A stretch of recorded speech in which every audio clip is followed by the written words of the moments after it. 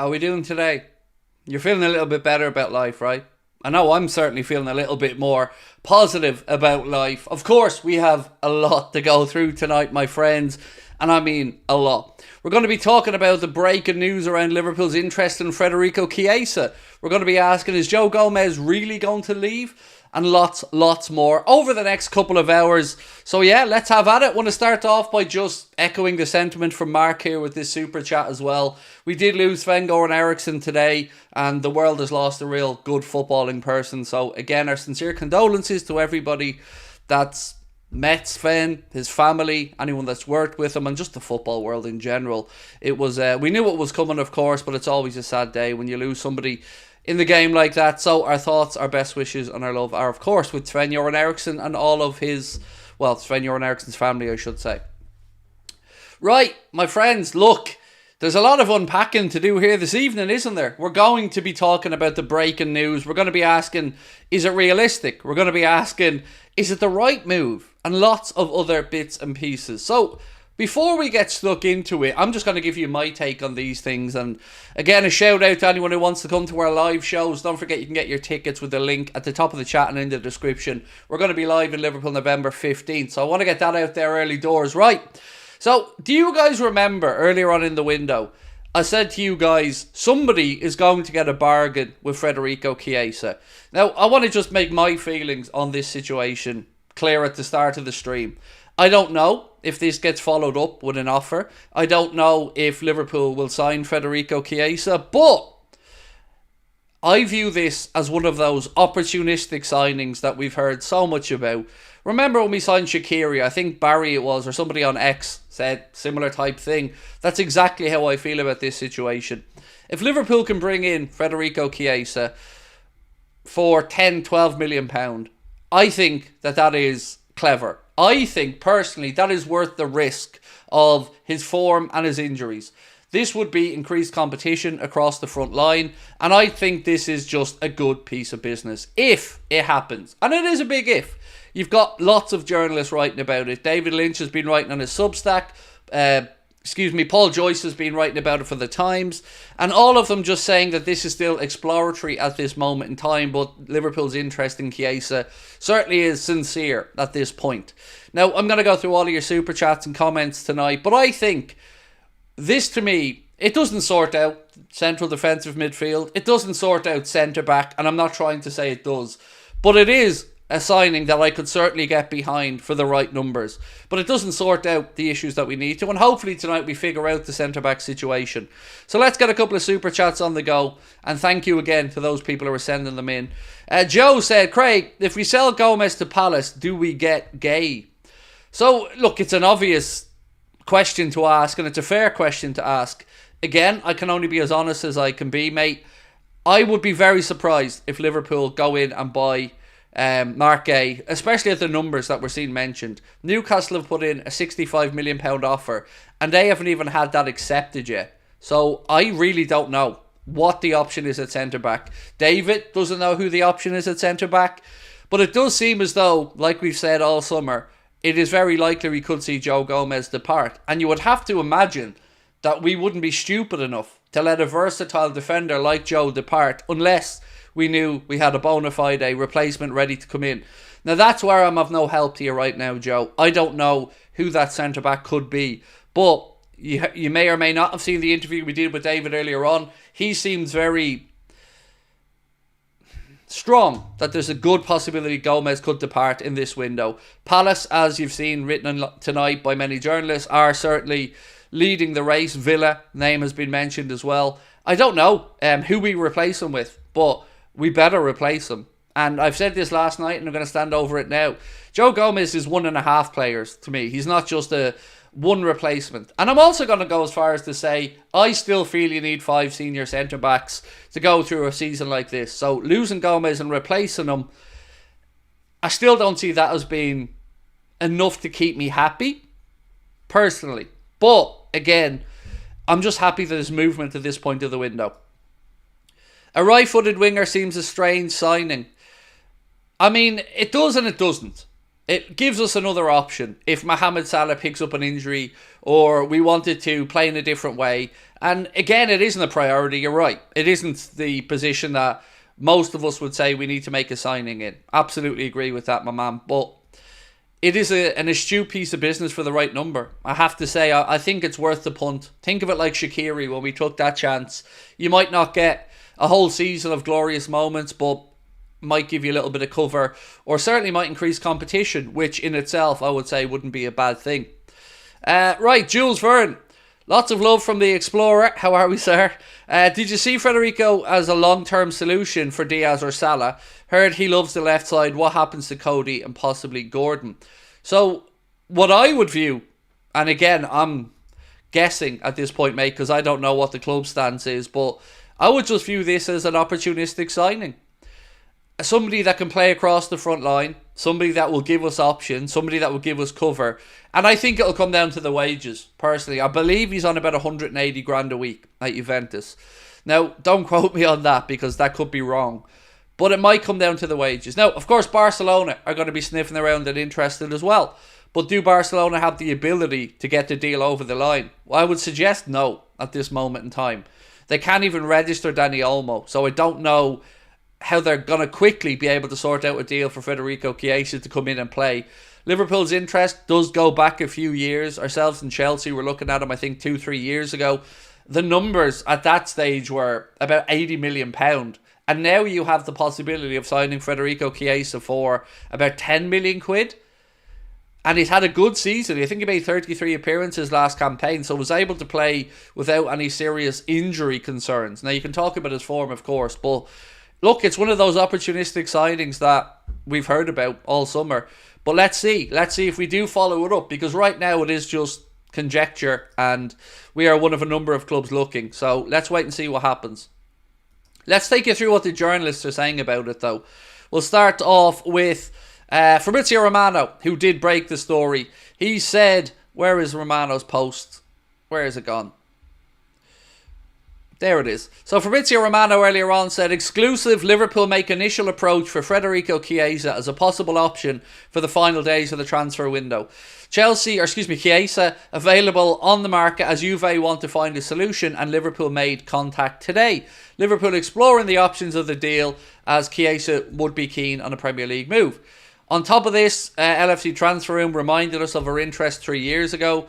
Then Anything Liverpool said to say Chiesa is currently on about £180,000 a week. Surely would have to take a reduction in wages knowing how we work.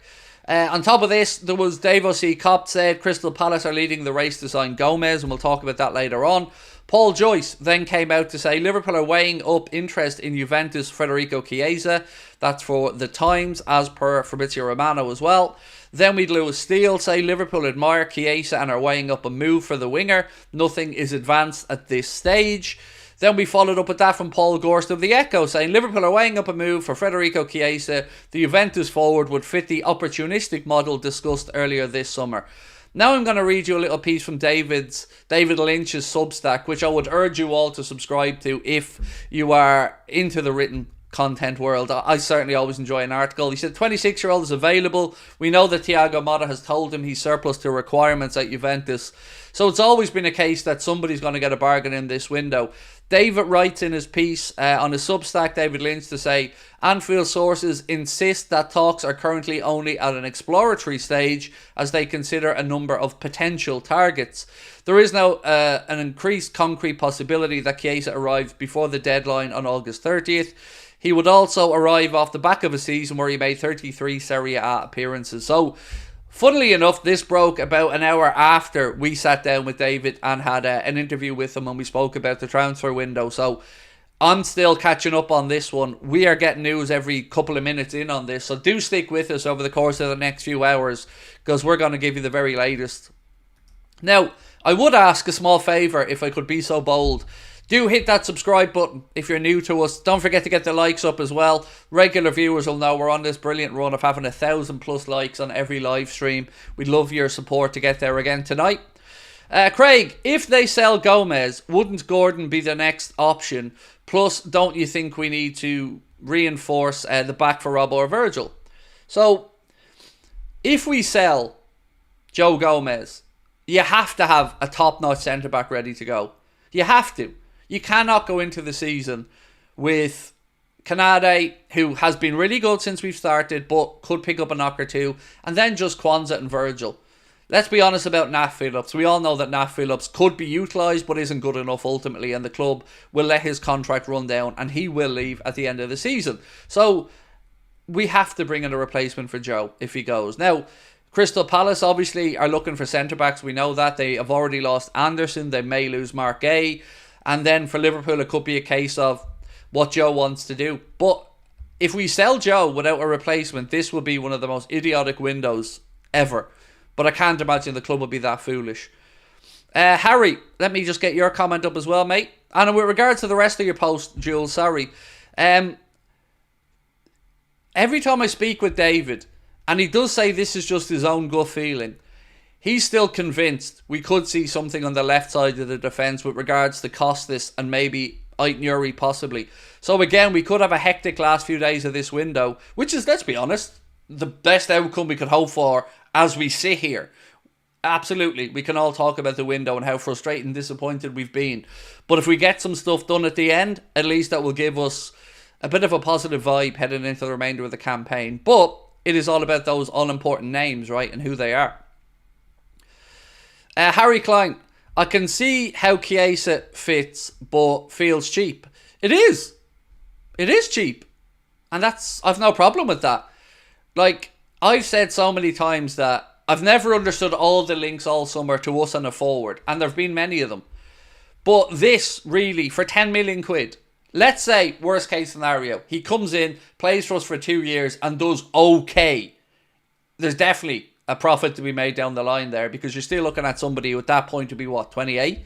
So I think if Liverpool do this, I'm right behind it. I think it's worth the risk. Just like Shaqiri, when we signed Xherdan Shaqiri, the price to me was worth the risk. Any higher wouldn't have paid it. And for Chiesa, right now, I wouldn't be looking at 30 or 40 millions, but the fact that Juventus are so keen to offload him because he's in the last year of his contract and Thiago Motta doesn't think he fits what they want, there's a bargain to be had. Whitehammer said he is playing at RB Leipzig. Who is? I don't know who we're talking about here, mate. Sorry, you've lost me on that one. Liverpool keep hearing the same monitoring, eyeing, interested crap every transfer window. Yes, I know. Stevie boy, you've seen my frustrations, bro, as the window was unfolded. But we wanted action over the last few days, and at least, let me say one thing, mate. I want to make one thing really clear. If we fail in these endeavours over the next few days, there's no excuses are going to wash with me.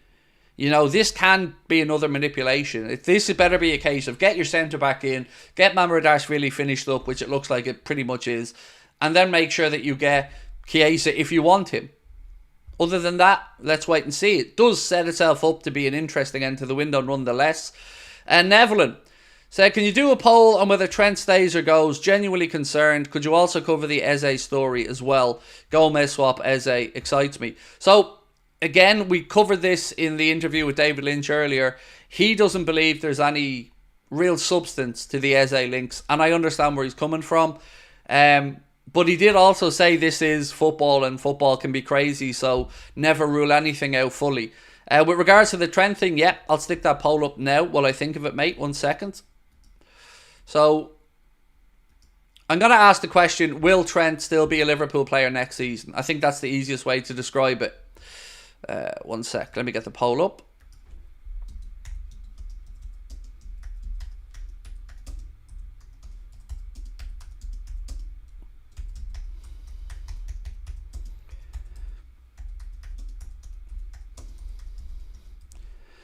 Okay.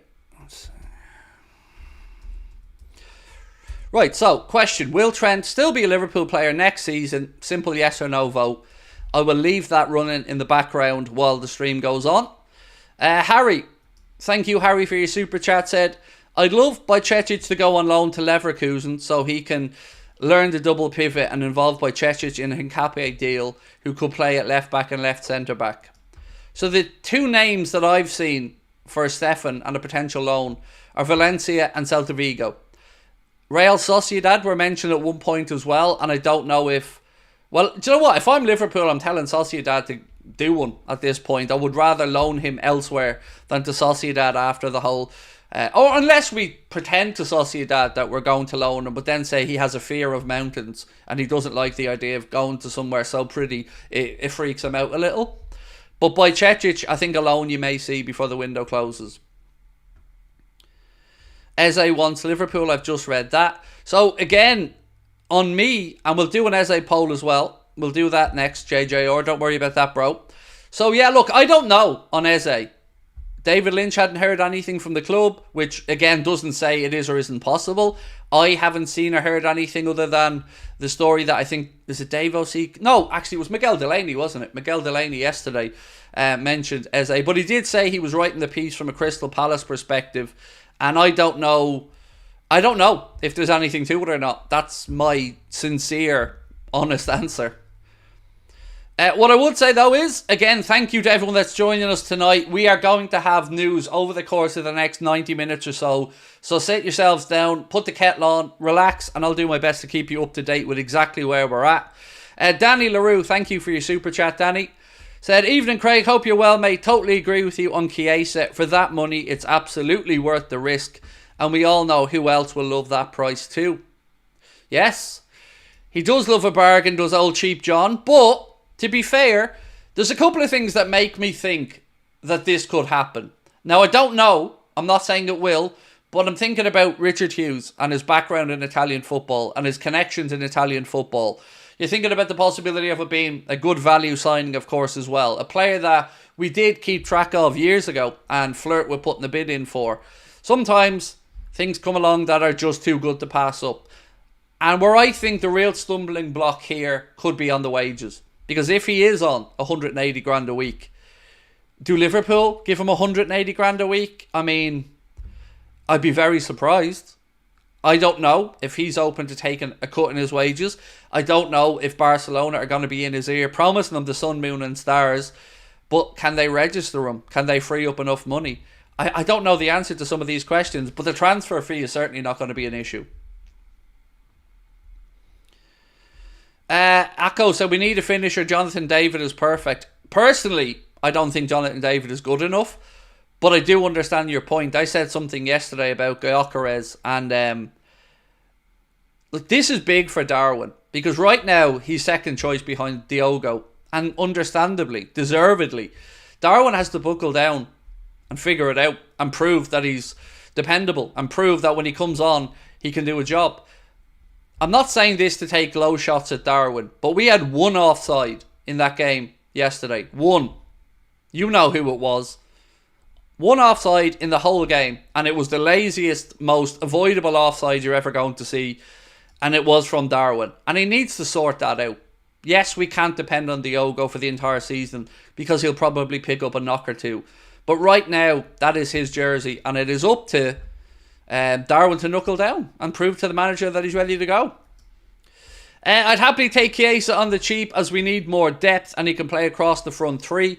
Still feel like we need at least a new left back and two centre backs WFM, said TOTT2KZ1. I agree that we need, for me ideally, right now as we sit with Joe Gomez at the club, I still think we need a centre back. I absolutely agree with you on the left-back situation. That may depend on a last-minute offer for Costas or something.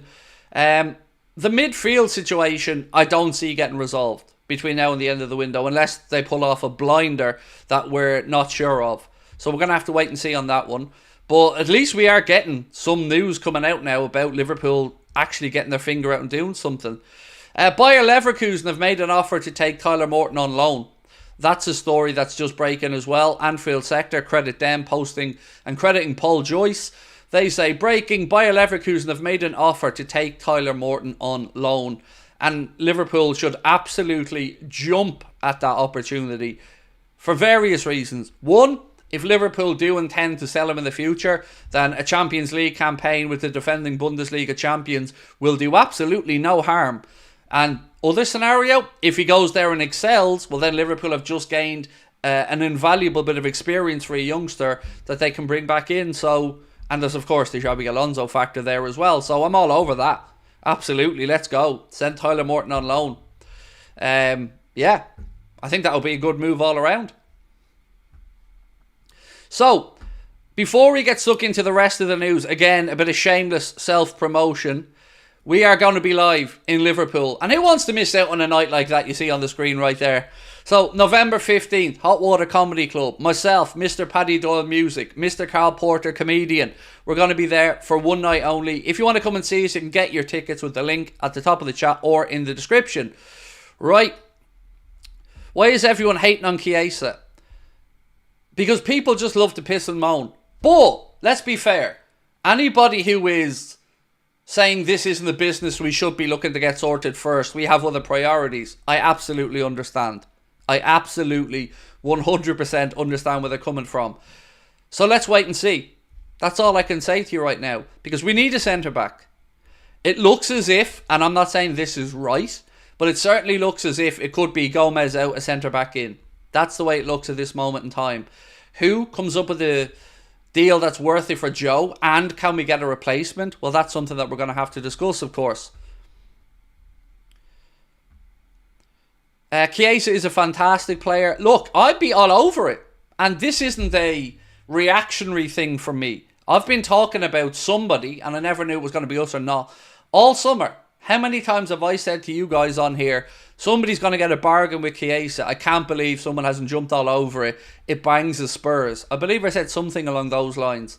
And it is. It's an opportunistic potential signing for 10 million quid for a player who us and Chelsea were willing to pay €100 million for 3 years ago when he wasn't available and didn't want to leave Italy. Now you could get him for an absolute song.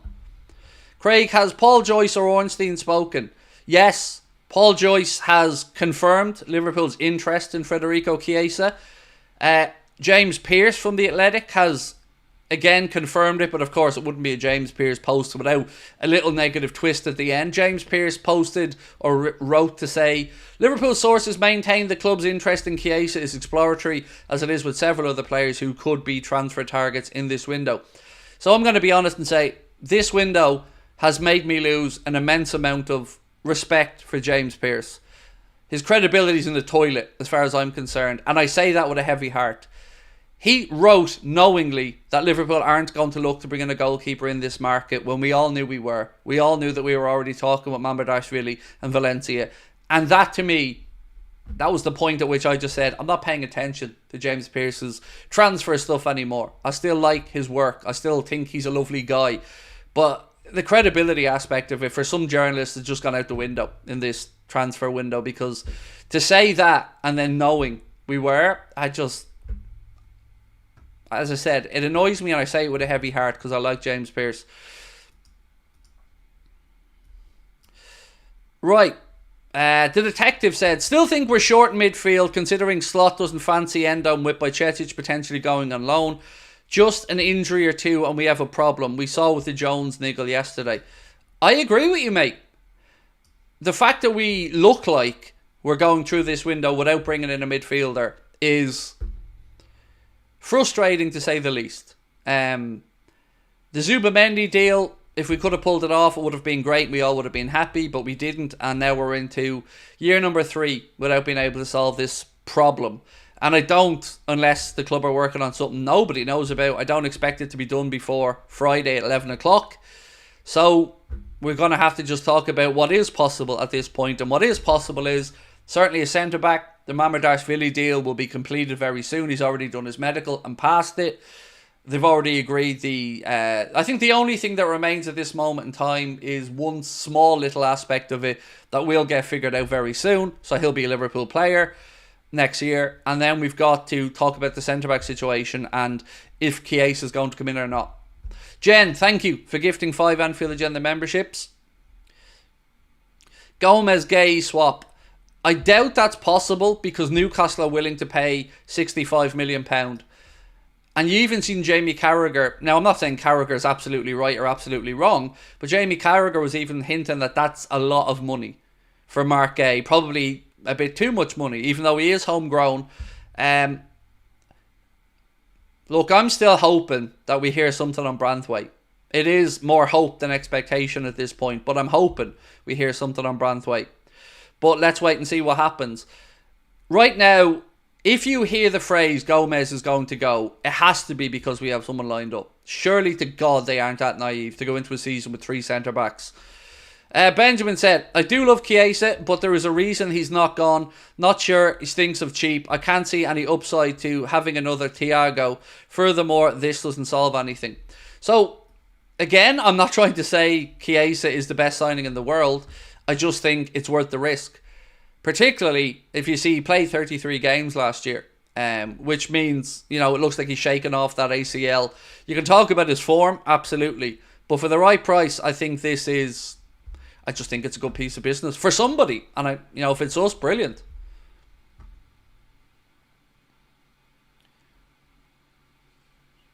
It looks like Mark Gay will end up, I'm just reading something here now that was sent to me. It's looking like Mark Gay is going to end up at Newcastle. And that makes the most sense because they've been the ones pushing all the way through this window to sign him. Everybody I've spoken to, including David Lynch, does not have a name. Nobody knows who the centre-back Liverpool are looking at is, if indeed we are. So I'm waiting with bated breath to figure out who this is, because selling Joe Gomez is a big risk. You're getting somebody there, or you're losing somebody, who can play left back, right back, either centre-back position, and at a push, the 6, although you wouldn't be wanting to use him there for a long time. So when you see the likes of Newcastle, who were interested at one point, Aston Villa, who are interested, Crystal Palace interested, you could say we're probably going to receive a good fee.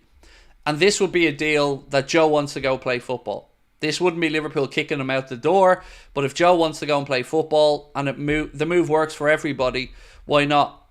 Why are Juventus selling? Because he's in the last year of his contract and they can't agree terms on a new one. And then Thiago Motta came in from Bologna as their new coach and decided that he didn't want anything to do with Chiesa, didn't fit into his plans, and basically ostracised him away from training with the first team. So he is available cheap because he's in the really last throes of his contract, shall we say. So let's wait and see what happens. Now, let's have a look at the trend poll, by the way. We asked, will Trent still be a Liverpool player next season? So far, 70% of you guys say yes.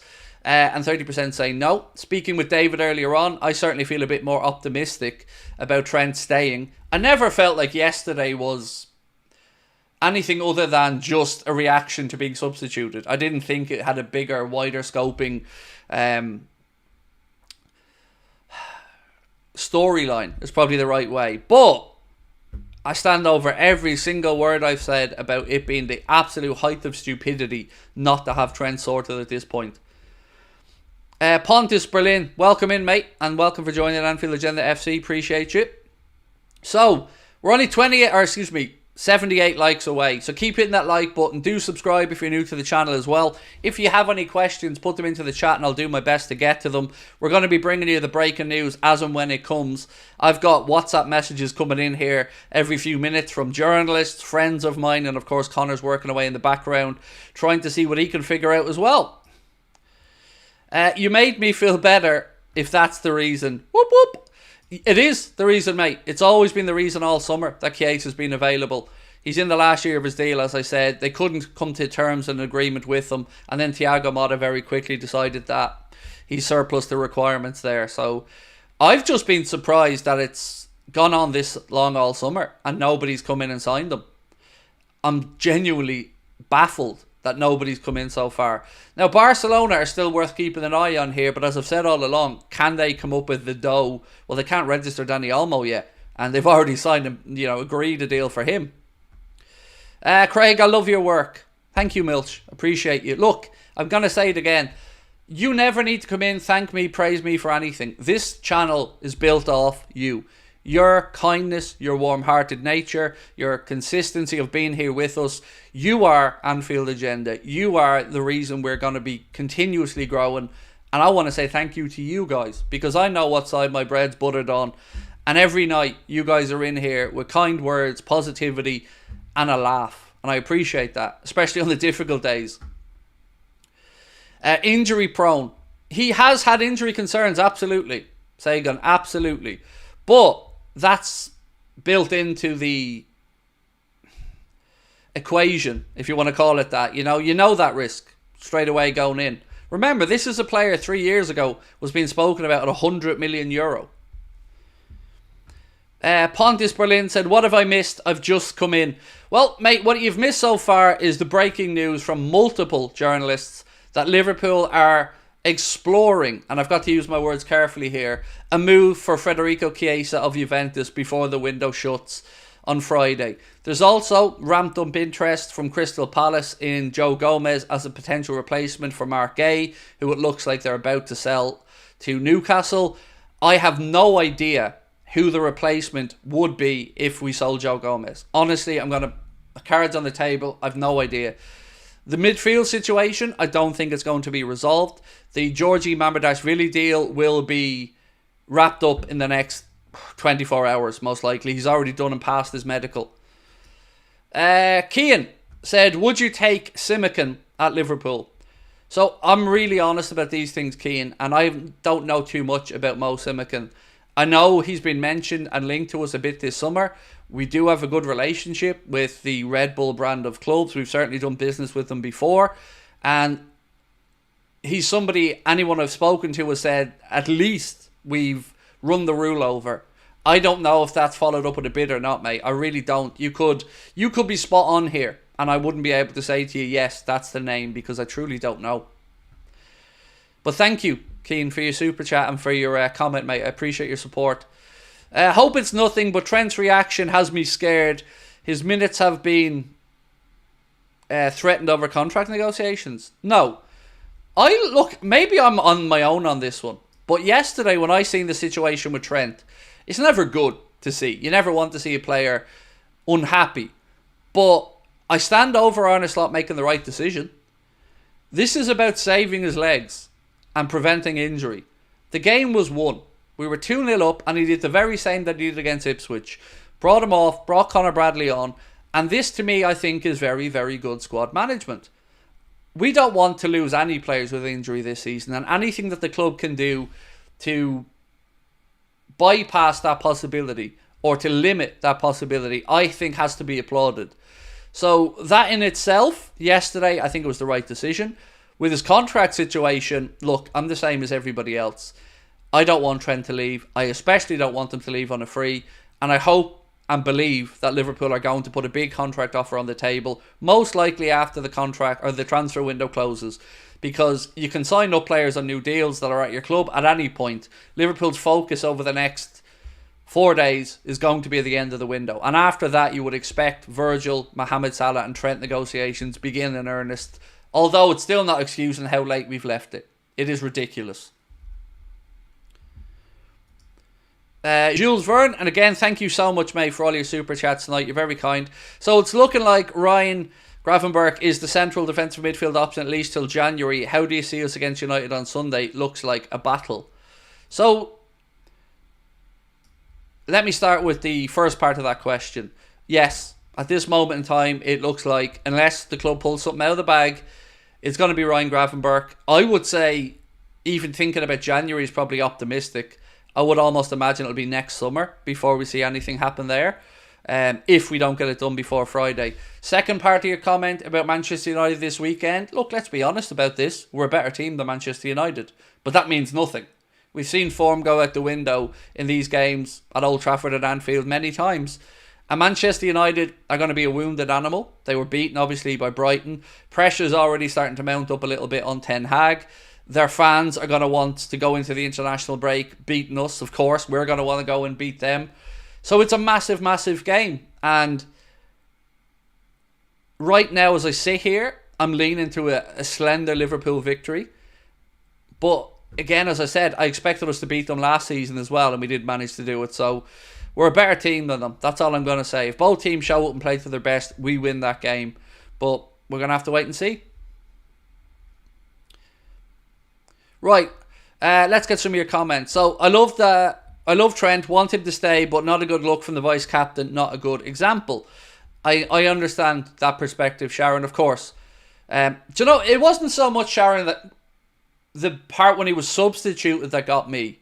It's the walking around the pitch looking like somebody pissed in his cornflakes afterwards that left an impression on me more than the little head shake when he was taken off. Because that's a momentary thing. But for that to still be impacting him 20 minutes later, when he was walking around at the end of the game clapping the fans, he still looked upset at that point. So, yeah, I can't push back, mate. It isn't a great look, but I don't think it has anything to do with the contract situation. I really don't. I think it was just on him feeling he should have stayed on yesterday, which, again, I think Arne Slot made the right decision.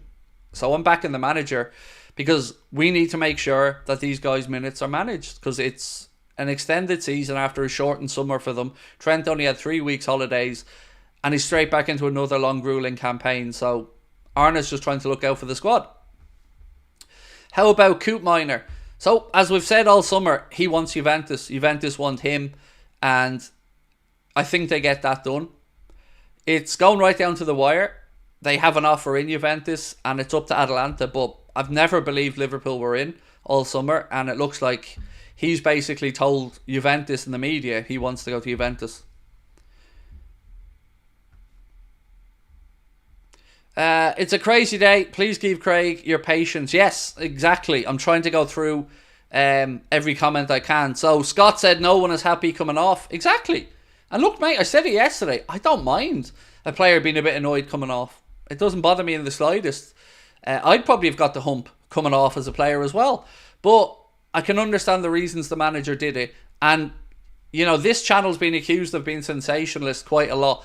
We've done nothing around the Trent situation because I don't think it's a big deal. I'm more concerned about the contract and the fact the club haven't got their finger out yet. That annoys me. Why selling Gomez when we need depth for the Champions League? So, the answer is twofold. One, we did show Joe earlier in the window that we were willing to sell him when he was offered as part of the deal for Anthony Gordon. So after that, it's very difficult to look a player in the eye and tell him that you see his future at the club. Now, Arne Slot wants to keep him. And from my understanding, this will come down to a decision for Joe. The club have always said if Joe wants to move, they'll try to facilitate it as long as it doesn't leave them short and the right offer comes in. And it seems as if the offer will be acceptable. It'll be somewhere probably between 35 and 45 million pound. The only worry I have about it is the replacement and the versatility. But it is Joe's decision. This isn't Liverpool looking to just sell Joe Gomez out. This is going to come down to what Joe wants to do. If Joe turns around and says he wants to stay, I promise you the club will go absolutely no problem, Joe. Knuckle down, we'll get going. But he wants more first team football than we're probably going to be able to offer him. And again, that's understandable as well. These guys only get one career. And Joe's been a great servant to the football club since he came in, I think, age 18 from Charlton. And none of us who are doing out our strongest centre-back partnership, if we're being honest, would have Joe in there. So I get it from his perspective. My fear as a Liverpool fan, Ryan, is obviously worrying that we don't get a replacement in. And that's the one part that we have to get right. Would love Andre Trinidad to come, said Benjamin Alford. That whole situation is going to be one that I never understand. We wanted him, we tried. Fluminense's president said they weren't going to sell him while they were still in the Copa Libertadores. Obviously, since then, he's been available and we haven't done anything about it that I'm aware of. So, I don't know anything on it. Nothing. But again, it is a weird one because it was like another player that we wanted until he was available, and then when he was available, all of a sudden, we don't. Is Jared Branthwaite any good? Yes.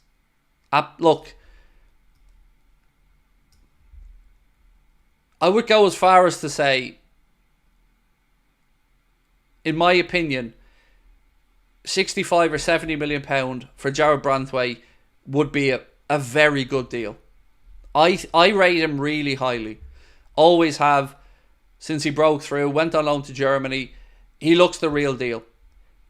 I don't know if there's any chance it can happen. He's been out injured, hasn't had a pre-season either, hasn't played a minute for Everton yet this season. Everton fans will go into absolute meltdown, which only makes me want it to happen even more. But for me, him and Antonio Silva would be two I would take in a heartbeat, and I would pay top dollar for as well.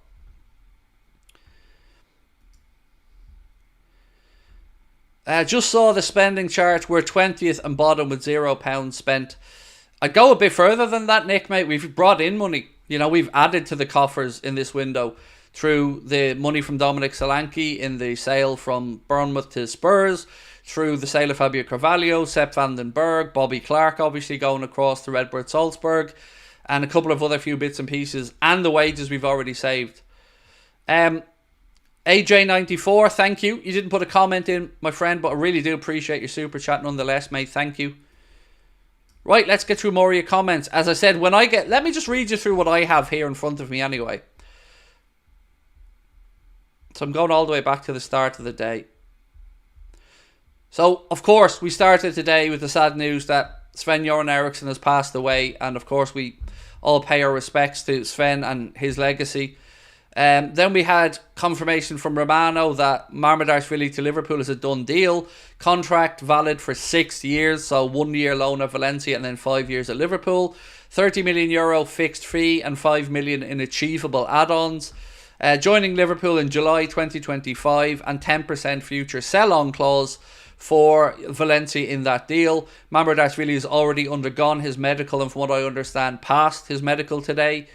Then the news broke about Federico Chiesa. His stats from last season: 37 games, 10 goals, 3 assists, 2.29 key passes per 90 minutes, 2.93 progressive carries per 90 minutes, and he missed 11 games with injury. Credit to Anfield Talk for posting those stats. And then it's just a whole load of journalists basically all confirming in one way, shape or another that Liverpool are interested in doing a deal. Whether we follow it through or not, I can't say. Then we had Paul Joyce with the breaking news to say Bayer Leverkusen and Xabi Alonso have made an offer to take Tyler Morton on loan for the season. I think this is perfect. As long as there's a potential callback option in there, should Liverpool run really, really aground with regards to a lack of options. But I think that's a great move on loan for Tyler Morton for various reasons. And even if we don't end up using him in the future, getting your money for him will only increase if he's on loan and playing Champions League football. Emilios, let me get your super chat up. Said, really hope this will be a loan with an option and not obligation to buy Chiesa. It won't be a loan. There's zero chance of it being a loan because his contract's up in a year. That's why he's available so cheap. Like Trent, his contract runs out at the end of the season. That's why it's going to be a deal for the now. You could maybe try and say to him, you'll sign him on a free next year, but then you run the risk of him changing his mind and sitting out a whole campaign without first team football because Thiago Motta is not going to use him. So yeah, just again, for anyone who doesn't know, a big part of the reason Chiesa is so cheap is he's in the last year of his deal. So there'll be no loan options. He'll be sold. He'll be sold, basically.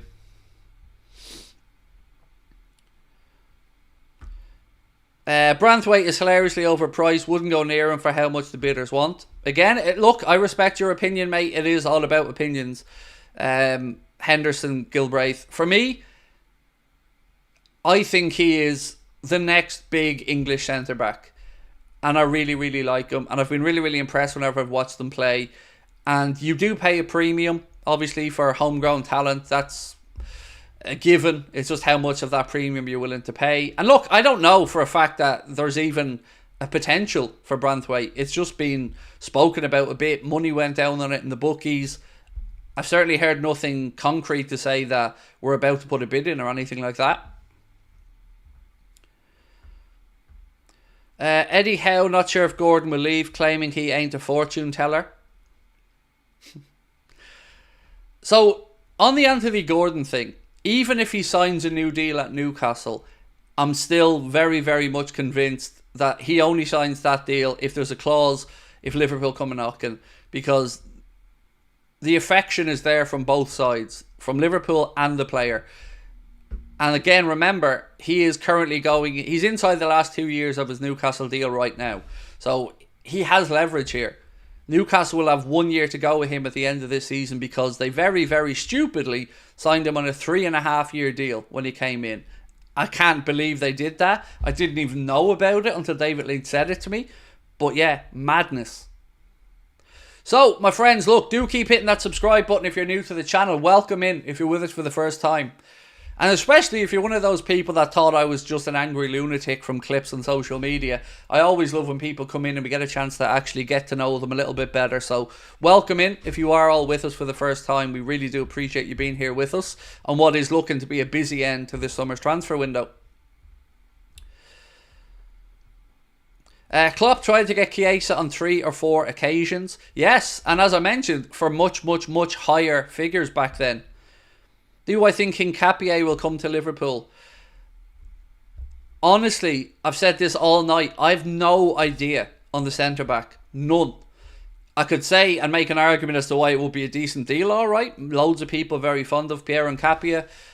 I don't know, mate. You know, somebody in here could say to me right now, Craig, I know for a fact it's going to be X or Y, and I wouldn't be able to say agree or disagree because I have no clue.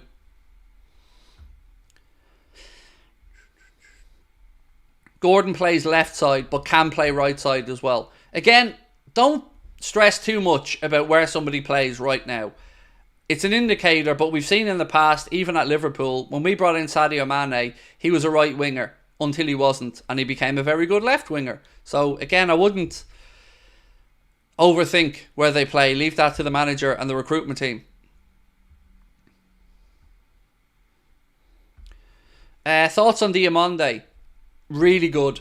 And if I was going to Sporting, I would prefer Diamande over Inacio.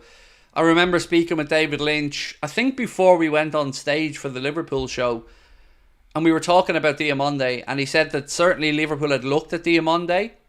He's a far better aerial success rate, I think, than Mark Gay.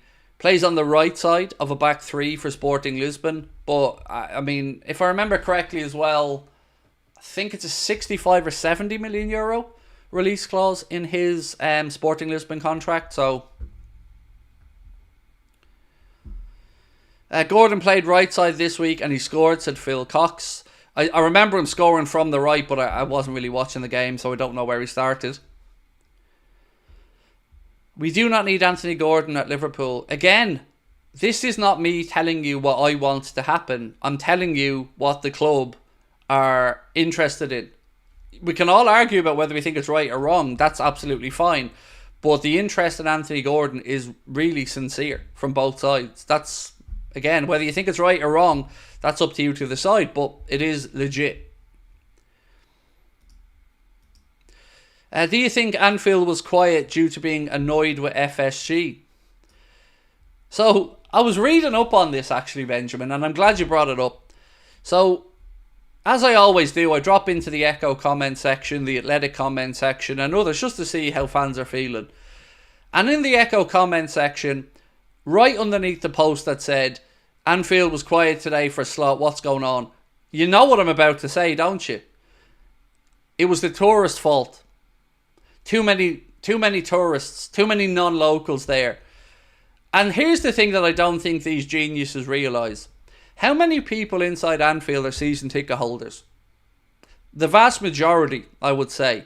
So how can it be that if there's, I don't know, 30,000 season ticket holders in there, they can't make noise? And if it's a little bit quiet, it's because of the people who come from another part of the world to watch the game. It couldn't possibly be the moany old arseholes that are often on the cop or in other parts of the stand who shouldn't still be on the cop and should have moved to the main stand a long time ago.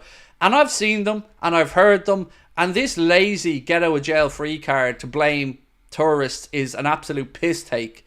Because, as I've said, how many season ticket holders are in there? A lot. So why is it always everybody else that's at fault? It's everyone. You want the whole stadium together. And sometimes that happens naturally. Sometimes that happens because of a crunching tackle on the pitch. Or Mikel Arteta being an idiot on the sideline. Or something along those lines. But this whole lazy, uneducated nonsense about blaming non-locals is a piss take. Because there's more locals and season ticket holders in there than anybody else. But this doesn't seem to dawn on them. They'd rather just put the blame on the rest of us. Because it's easy. They'd rather than take some responsibility themselves. And like I've always said for you, I'm not here to run down locals. I love them. But I'm also not here to see, you guys and me and everybody else shit on by people whose opinions are absolutely incorrect. If you want to knock locals and non-locals, that's a different conversation. But everybody is responsible for the atmosphere inside the stadium. Do you think Anfield was quiet? We've done that one already. Sorry, Benjamin. Let me just get on to some more comments. I get to matches due to my location. I'm passionate as any Liverpool fan. Mate, I know. It's just an excuse. It's the same. We're all responsible for the fact that they can't go to games sometimes for a tenner. That's somehow our fault as well. The thing that I don't think the season ticket holders realise, or some of them, the ones that complain, because look, there are many thousands of amazing season ticket holders, and I've never met any of these arseholes in real life that are moaning about everybody else. Any Scousers I know welcome people to their city and understand how the club works. But it's nonsense. The club will get rid of season tickets tomorrow if they thought they could get away with it, because they'd make a lot more money selling the games individually and knowing that the people buying them will probably go into the club shop, spend a lot more money. Chiesa is another left-sided profile player. Does that worry you? It would worry me if it was a big money transfer, and it would worry me if I didn't feel like it did fall into that category of opportunistic, because for me this is one of those rare deals that I would say is a good opportunistic deal. Much like I think the idea of signing Mamardashvili is genius. I've seen so many people that think Mamardashvili deal is the height of stupidity, and I would say this is exactly the type of thing I want Liverpool doing, because I don't want Alisson Becker to depart ever, but I also don't want a situation where Alisson says one summer that he wants to go and Liverpool are scrambling around trying to find a replacement goalkeeper, and every single club that we contact are going to put the price up immediately, knowing how desperate you are. It's best to go get the goalkeeper from a position of strength, which is where we're at. And this is what makes it all laughable to me. I'm always on here moaning about strengthening from a position of strength. Many of you guys have been the same. And this is one of those occasions where we are strengthening a position from a position of strength. And we don't know what happens with Creevy and Kelleher. So my thoughts on this is Kelleher will stay one more year. Then he'll leave next summer. Mamardashvili will come in. And then it's Mamardashvili and Alisson fighting it out. Alisson's the number one shirt holder. Mamardashvili came into Valencia as the 4th choice goalkeeper. So he's not going to be afraid of going head to head with anyone. Came in as 4th choice and worked his way up to a starter. Worked his way up to a really impressive season. A really impressive Euros. It's just good business. I don't understand how anybody... There's a lot to moan about in this window. A lot. But this is not one of the things to moan about for me. It's brilliant.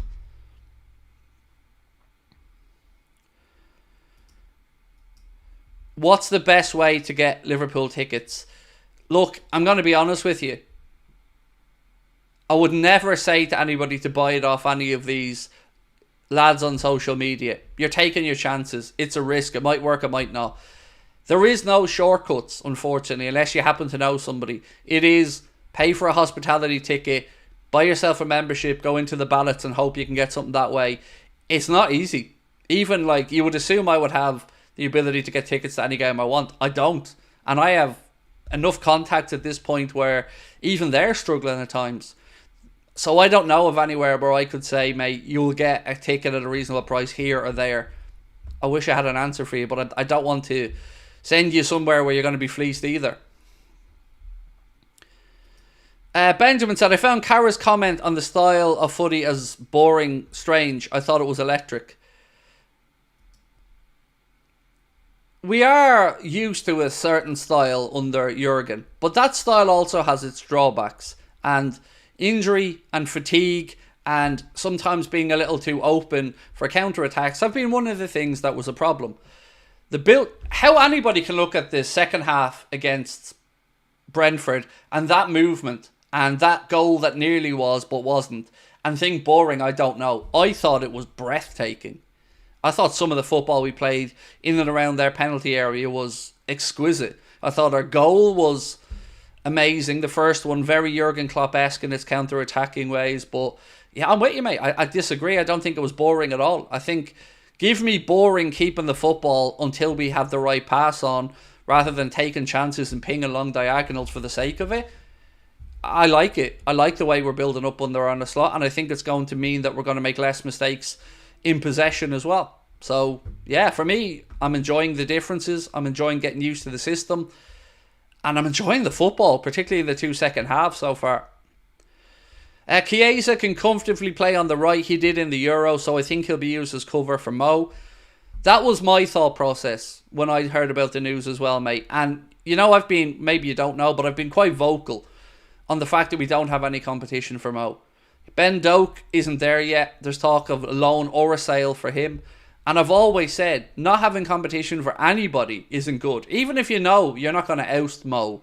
Just knowing that if let's say Mo's numbers are looking like he's fatigued, and the medical team think that he's at risk of picking up a knock or something, having the ability to put somebody in there and give him a breather in a League Cup game, or at the vital part of the season where we have a big Champions League knockout game coming up or something, I think for 10 million quid, it's well worth taking the risk on Chiesa.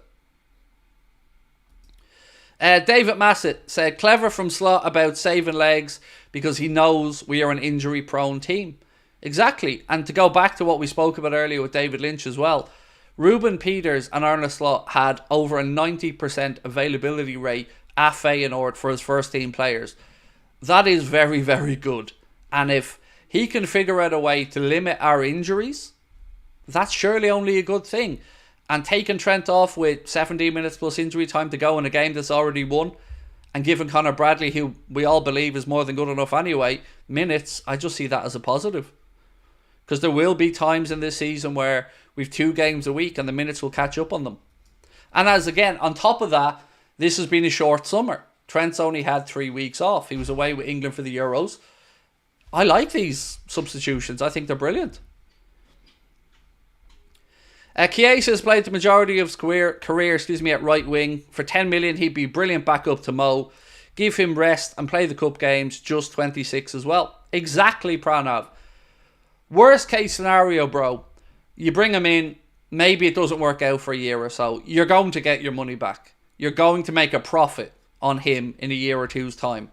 And if Barcelona's financial situations improve, then maybe they sell them to him or to them. I just think this is a good opportunistic deal. I know opportunistic is a word that we've all mocked, including me, all summer. But sometimes there are good opportunistic deals, and this is one of them. But I don't know if it gets done. Nobody does at this point. Too injury prone. Played 33 games last year. Next. So, he had an ACL, yeah. But he played 33 games last year. Missed 12. That's not too shabby. He's 26. He's in the last year of his deal. I just don't see how it's not worth a 10 million quid punt when you're not expecting him to come in and start every game. Because he's there for cover in my eyes. So, what's your prediction for the United game? Again, I'm going to put that out later in the week because there's a lot still to figure out between now and then. Probably a slight win for us. A 1-goal win, most likely. How quick do you think this will happen? I'm not sitting here in any way trying to tell you this deal is 100% happening because nobody's saying that. Again, let's run through what all the different journalists have said about Chiesa. So, Fabrizio Romano was the first one to post about Federico Chiesa. This is what he had to say. Exclusive, Liverpool make initial approach for Federico Chiesa as a possible option for the final days of the market. Chiesa is available as Juventus want to find a solution and Liverpool made contact today. Liverpool are exploring the conditions of the deal and Chiesa would be keen on a Premier League move. Then we had his stats from Anfield Talk from last season. 37 appearances, 10 goals, 3 assists. 11 matches missed with injury last year from, 48? He played 37. As a backup, I'd take that. Barca are yet to contact Juventus for Chiesa, according to Matteo Moretto as well. And I don't think Barca have the money to make it possible. Then we had... Where's the next one? Paul Joyce saying Liverpool weighing up interest in Juventus Federico Chiesa at this stage, as per Fabrizio Romano. Then Lewis Steele said Liverpool admire Chiesa and are weighing up a move for the winger. Nothing is advanced at this stage. Paul Gorst of the Echo: Liverpool are weighing up a move for Federico Chiesa. The Juventus forward would fit the opportunistic model discussed earlier this summer. David Lynch then wrote a piece on his Substack about it as well. Sky Sports have said Federico Chiesa is one of a number of options Liverpool are assessing ahead of the transfer deadline. But you would imagine, whoever these deals and players are, this shit has to move along. You're going to lose a day on a medical, then you've got to sort out the contracts, you've got to deal with the clubs. So we are leaving ourselves a lot to do here in the last, today, 4 days. 4 days, 2 hours and 13 minutes to go in the transfer window. And we're talking about selling Joe Gomez, maybe bringing in a centre-back, maybe Federico Chiesa, Georgi Mamardashvili deal to be finished, a couple of more outgoings. I don't understand why these things are always left so late in the window, other than clubs playing a game of poker.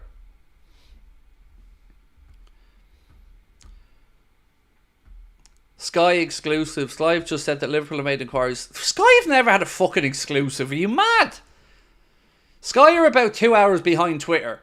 So there's no exclusive from Sky. The exclusive came from Fabrizio Romano on his own account talking about the deal. Sky are just late like everybody else to the party.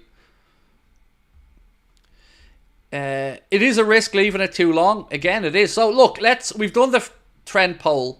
We're going to put up a Chiesa poll now. So will Trent still be a Liverpool player next season? We've had 4,777 votes.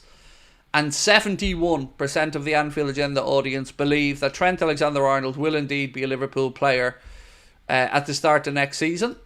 Good. I'm hopefully in that camp. Well, I am in that camp, but I hope we're all right. Now, Chiesa.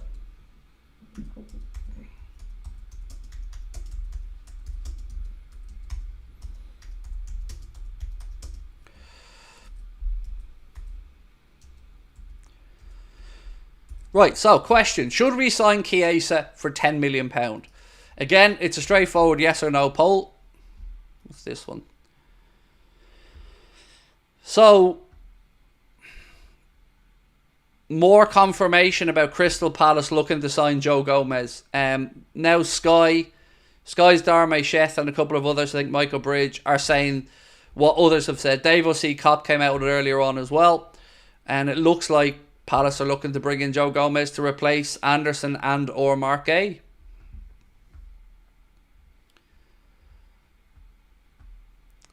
Am I the only one thinking Chiesa is a Zubermendi saga again? No.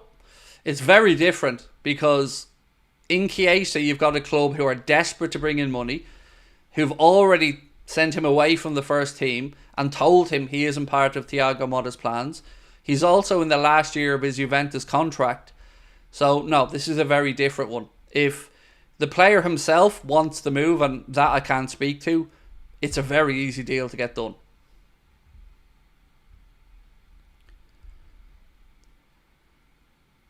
A few years ago, he was an £80 million player. Exactly. Dave said, would Everton sell to us, Dave Sharples?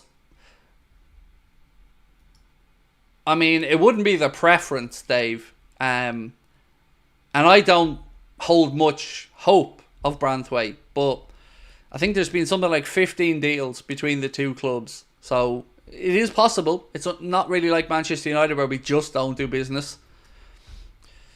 Colin, not taking anything away from the window being too slow and poor, but 10 to 50 million for Chiesa wouldn't be bad considering how much we have made from sales. It'd be brilliant, Colin.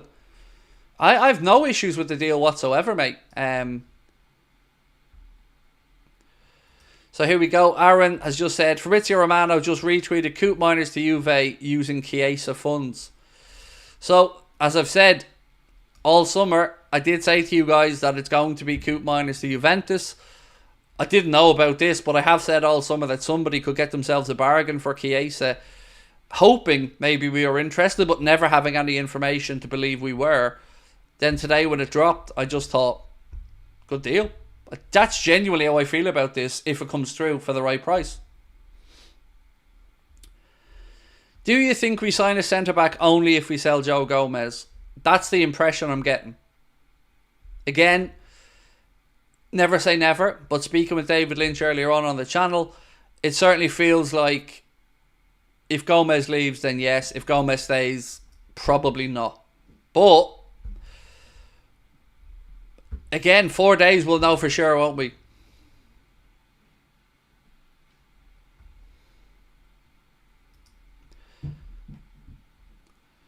Do you think we're signing Gordon? I do think there's a good chance he ends up at Liverpool. I just don't know if it's this summer or in the future.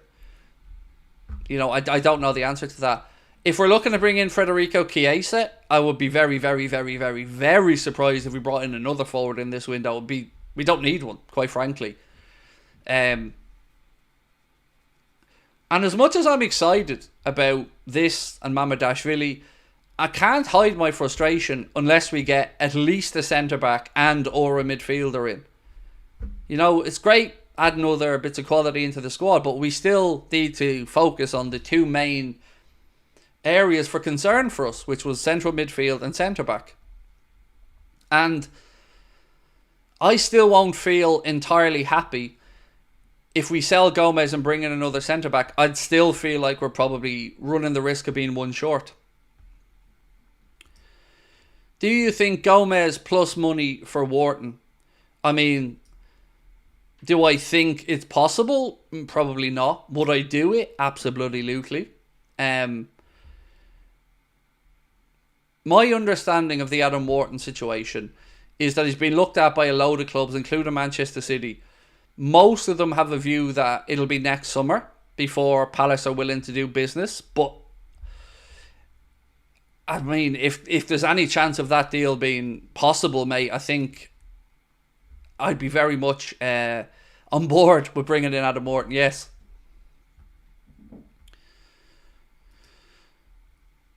Right, 1 second, I've got the update. So, understand Chiesa has given us full availability to join Liverpool after initial talks. He's excited about the possibility contract won't be an issue. Juventus want Chiesa to leave and asking prices around €15 million. So, Chiesa wants to come to Liverpool, according to Fabrizio Romano. And I will question Romano on a lot of things, but not on his knowledge of Italian football.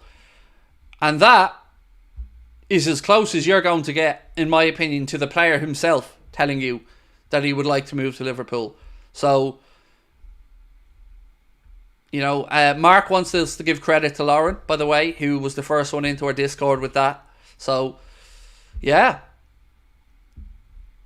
Boom. How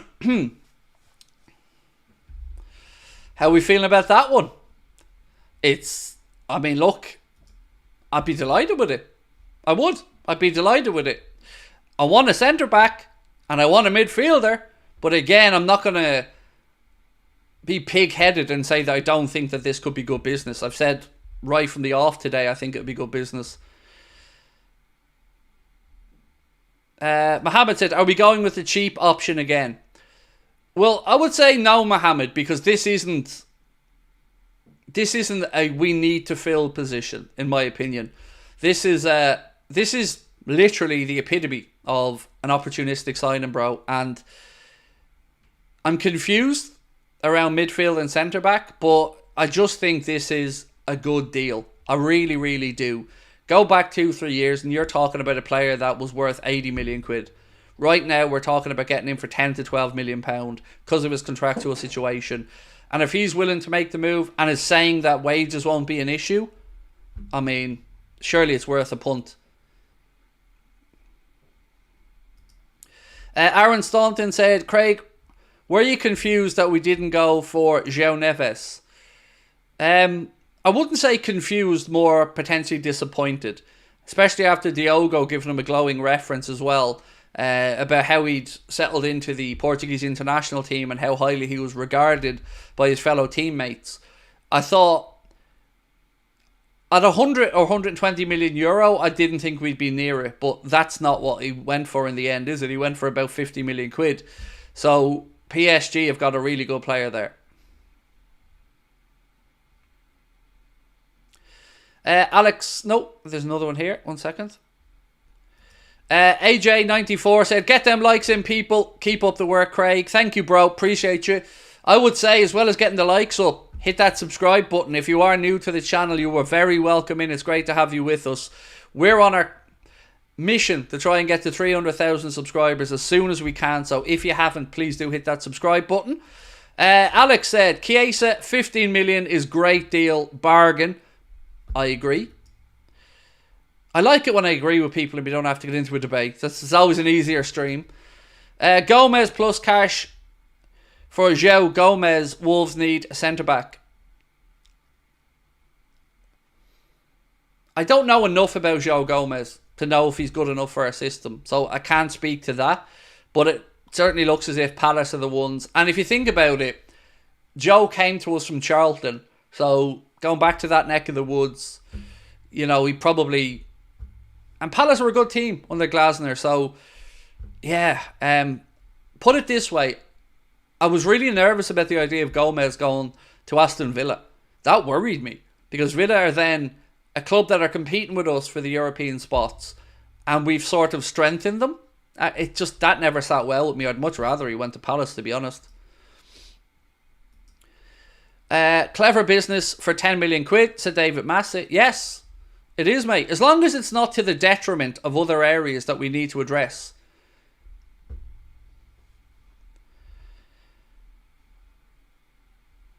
Again, everybody... Oh? So, again, we're giving you the very latest here. Romano said, Chiesa has given his full availability to join Liverpool after initial thoughts. He's excited about the possibility and contract won't be an issue. Juventus want Chiesa to leave and the asking price is around 15 million euro, which is about 12.5 million pound. There we go. Craig, how can I join Discord and how are you today? So, I'm good. I'm really, really, really tired because it's been an absolutely mental August, but I mean that in a good way. And on the Discord, there is no mechanism for somebody joining the Discord, if you get me. It used to be anyone who was an Anfield Agenda Ultras member got into the Discord. But then the Discord was hijacked by a group of assholes on multiple occasions. So we limited it. We've about 200 people in it now. And we're adding people in as we know we can trust them. That's the answer to the question. So Mark is our chief moderator. Mark and I make the decisions on the Discord group. So there isn't something I can say, do this and you get into it. It's just a case of if somebody wants to come in and we feel they're a good fit, send us an email and we'll have a look at it. It's just about protecting the group in there because it is a really cool group of people and they're all lovely and they're all respectful of each other and we enjoy interacting in there. And, you know, sometimes I share stuff in the Discord that I'm not comfortable enough sharing on here because I don't have enough sources on it. And I enjoy it. So, I wish I could give you a better answer, mate. Sorry. Gomez for Decore, the Palace DM and a centre-back. Now we're sucking diesel, Harry. That I would be very much on board with, mate. Yes. But again, that's just me and you playing fantasy football, isn't it? Are we signing Chiesa? Well, it certainly looks very possible. There's a few things we've learned over the last few hours. Firstly, he wants to move. We've just learned that over the last 20 minutes from Fabrizio Romano. Secondly, we know that Liverpool are open to exploring the deal. And I use the word exploring because I don't know if Liverpool are ready to go ahead with it. But if they're getting positive vibes from Chiesa, if they're getting positive vibes from Juventus, and it is an area that we need competition for Mo in on the right, this is, as I said many times tonight, the epitome of an opportunistic signing. So, yeah, let's wait and see what happens over the next few hours. And look, I'm going to stick on here till at least 11 o'clock anyway, so do stick with us. If you haven't already, you know what to do. Drop a like and hit that subscribe button. Right, Craig, just back from work, what's the news? I had 3 shits today and 2 cups of coffee. Big breaking news story. I'm quite proud of my work. The weird thing is that that's actually factual. But the news is that Gomez to Crystal Palace is looking possible. I've no idea on a replacement for Joe Gomez, by the way. Absolutely no idea who that could be. The Chiesa stuff has just dropped out of the air in the last 2 hours or so. Mamardashvili, that deal is going ahead. The medical's been passed. The big news actually tonight, which we haven't really spoken too much about, is Bayer Leverkusen's interest in signing Tyler Morton on loan for the season. That could be an interesting little twist. Thank you to Anfield Agenda 2003 for your super sticker, mate. Appreciate you. Thank you. Oh, your super chat, sorry. Truffair, again, good shout. So Truffair, if I remember correctly, Auto Tomato, is the young left back playing for Ron, who played in the Olympics, 23 years of age. That's all I know. I know we've been linked with them, but I don't know anything about if it's moved further along or if it's possible. John actually splashing money, holy moly. Well, look, it's one of those opportunistic signings that, to be fair, we were told could be possible. Can I have a shout out? Anfield Agenda 2003? Absolutely. And thank you for your super chat as well. Yeah. Shout out, massive respect, love, thank you. Genuinely, mate, I appreciate anybody who takes the time to share their thoughts, and especially anyone who spends their hard-earned money on a super chat. Absolutely, mate, thank you. Now, again, I'm going to do my bit of shameless self-promotion and say, if you want to come and see us live for what is going to be, I promise you, a kick-ass show, we're going to be in Liverpool, November 15th. You can get your tickets with the link at the top of the chat and in the description of this stream. It's an all-ages event as well, so everybody is able to come along. 10 million is the same as Clark. Yeah, it is. And it might be a situation where he ends up picking up injuries and we could be frustrated, but that's worked into the price calculations, I would say, with regards to the risk-reward factor for Liverpool. And this I very much agree with as well from Ruzbe Gadiri Tavi. Love that the player is keen to join us. So do I. And what will stand us in good stead here is that we've shown an interest in him in the past and he knows it. So, yeah, it is always lovely to hear that a target is open to joining you, definitely.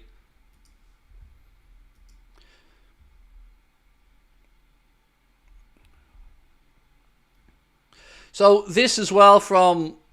this is a different one, sorry. So, people are now saying Chiesa agrees to join Liverpool. So, we just have to wait and see from our side. I just need confirmation that the club are going ahead with this. Let's take a look at the poll though, shall we? We asked you, should we sign Chiesa for about £10 million? 88%, which I think is one of the biggest yeses we've ever had. With 2,200 odd votes so far say yes. But still time for you to have your say in the poll. Do vote away. Another super chat just came in that I've got to get to. What if John haggles and says only 10 million for Chiesa? This is one of those rare opportunities where I think haggling wouldn't shit the bed for us, because they really, really want to move him on, and they really, really want to sign Coop Miners, and they really could do with getting his wages off the books. So I would almost expect an offer lower than they want, because right now we're not aware of anybody else coming in with a deal to bring the kid in. We've no Barcelona are interested, but they can't put together the numbers. And if we've already had positive indications that the player would like to come to Liverpool as well as being put out there from Romano and others, I mean, if I'm there, I'm starting off with probably a €12 million offer. What is €15 million in pounds? It's about 12 and a half, somewhere in it, maybe 13, depending on the currency conversion at the minute. But yeah, it's somewhere between 12 and a half and 13 and a half.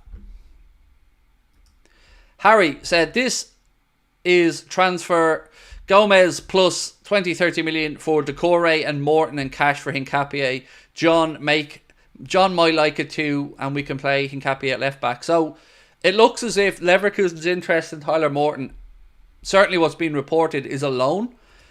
Maybe there's a loan with an option in there, I don't know. But I think that's a great loan move for everyone involved. He gets to go and play in the Champions League, in the Bundesliga, under the tutelage of Xabi Alonso. We get to see how he gets on at another step up in his career. If it works out and he does really well, then Liverpool have a judgment call to make. Is he good enough to come back into our team? If it doesn't go amazingly well, I'd say you've still added to his value nonetheless from the experience he's gained. It's a win-win for me in this one. I think that's a very, very good loan move.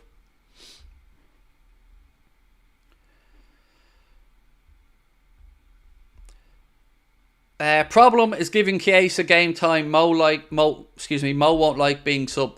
So on the Salah situation, look, Mo's going to be the number one. Let's be honest about that. But he's also most likely going to go at the end of the season unless something drastically changes. So we do have to think ahead as well. And let's say we stumble over getting a Salah replacement, which I'm not saying is acceptable. At least this way, if Salah picks up a knock or his form dips, we have an option. And I'm never against us having options, especially not for this type of money. There's the sell-on from Solanke on a Euros winner, same age. Exactly, yeah. I think we got about 7.58 million quid from the Dominic Solanke deal. Mohammed said, I wish they spent the same money and a little extra on buying a proper DM, but I'm happy with this signing. Look, Mohammed, I am right there with you, bro. The idea of not bringing in a centre-back and a central midfielder in this window is not acceptable to me. I'm still happy about these other things, but everything I've said for the whole summer, I still back up 100%. We need a central midfielder and we need a centre-back. And I'm saying we need a centre-back before we sell Joe Gomez. If we sell Joe Gomez, I'm thinking we need a centre-back and at the very least a left-back who can come across and play at centre-back as well. But, again, right now, I cannot, with a good conscience, give you one name that I think Liverpool are looking at centre-back because I have no idea. Which is the type of stuff, by the way, you'll never see spoken about us on here. You'll always hear about Bellingham or the other stuff, but you never hear the honesty of saying, I don't know. Which we're never afraid to do on here, you know. We don't profess to have the greatest sources in the world. If we hear something, we talk about it. If we don't, we're honest. Chiesa is a good deal. Our fourth choice centre-back, right? Chiesa is a good deal, yes. Our fourth choice centre-back, that's what I would have Gomez as right now. So if he left, you have to replace your fourth choice centre-back. So, look, I'm really intrigued by the centre-back situation because even speaking with David Lynch and a couple of other journos that I mentioned, the club are playing their cards very, very, very close to their chest on this situation, and nobody has a clue. Anyone who tells you they know, I would say is bullshitting you, or maybe they do, I don't know. But right now, there's not a name I can stand here and say I think, or sit here and say I think we sign. If Chiesa is good enough, then why is he uncontested? So, again, it depends how you look at the deal, Albert. I'm not sitting here trying to convince anybody that Federico Chiesa is the future of Liverpool Football Club and that he is the best thing since fried bread or sliced bread, whatever your preference is. What I am saying to you is we have no competition for Mo. This guy is being kicked out of Juve because he couldn't agree a new deal and Thiago Motta wants to bring the money in to sign Coop Miners. It's an opportunistic signing which gives us options. And why is he uncontested? I have no idea, mate. The same reason I can't sit here and tell you why nobody else paid 8 million quid for Andy Robertson. I don't know the answers to this, but I don't see the problem with it. You know, even if it all goes to shit and he comes in and does terrible, you're probably still going to move him on and get your money back in a year or two's time because he'll still only be 27 at that point. So I just think this is one of those good pieces of business that's worth the risk. Will Uncle Scrooge over in Boston see the light? Well, the last I checked, they were up in St Andrews, up in Scotland. At least that's where the last picture I seen posted was. You would imagine we wouldn't be sitting here talking about this now if the money wasn't at least there for it. So, any chance we could swap Gomez for Gay plus cash? Richard Keys is a D-head. Oh, Richard Keys is absolutely what you've said. I don't think you're going to get any argument from any of us on that one. Old Hairy Hands really is a gobshite of the highest order, in my opinion. So, on the Gomez plus Gay, Liverpool just don't fancy signing Mark Gay, from what I can gather. Whether it's because of his lack of aerial prowess, I don't know. Maybe it's the 65 million quid valuation that they don't like. I don't know, but it's very, very likely he goes to Newcastle if he leaves Crystal Palace. And they've put a lot of work in to try and get that deal done. Hence why Palace are then looking at trying to bring in Gomez as a replacement. So I'm not aware of Mark Gay being anything other than likely to go to Newcastle. Chiesa is 26. Yep, I never said he wasn't. I said, if you listen back to, I think you're talking about when I said 27. I said, if you signed him and in a year's time it hadn't worked out well, he'd be 27 and you could get your money back from, is what I said. But yes, he is 26 now, which is a good age, a good experienced age. And he played 37 games last year in all competitions. So, yeah, look, I think this is good business. What's this one? So the wages apparently somewhere 120 to 150 has been mentioned as possible wages.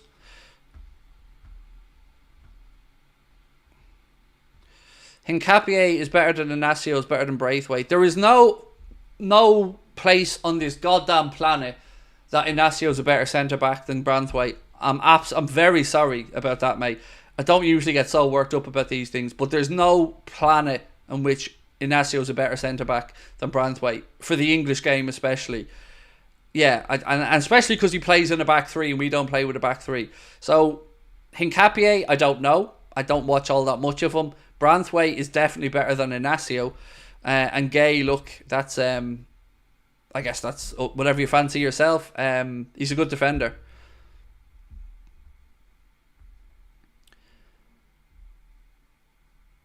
We want a centre-back who can play left-back. Isn't that Gomez?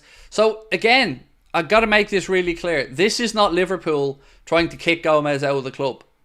If this move happens, or any move happens, it's because Joe wants to go and play football. And the club want to be respectful because of the good service Joe was given. Remember now, I don't have any interest in being praising of our owners. But I'm also trying to be honest, and I know for a fact that this is going to be out of respect for Joe. If Joe said today, if Joe rang up right now and said to Richard Hughes and Michael Edwards, lads, do you know what? I'm going to knuckle down and I want to fight for my place at Liverpool, there would be no talk of selling Joe Gomez. None. But it is based off Joe wanting minutes and wanting more game time. And that I'm understanding of, the club want to be respectful of. But I think the worrying part here is, like everybody has said, you've got a very versatile player there with Joe who can play anywhere across the back line. We don't know who the potential replacement is going to be, so we don't know what to expect. We've got no way of measuring if it's a good or bad deal. We've got no way of looking at it and going, right, we're losing Joe, but we're gaining this, because we don't know who this is yet. And most importantly, we don't even know that there is a this. And that is the biggest point of this. We need to be reassured by somebody that if Gomez leaves, Liverpool are bringing in a replacement, because I've not seen anything to say we are or aren't, but you would assume we'd have to.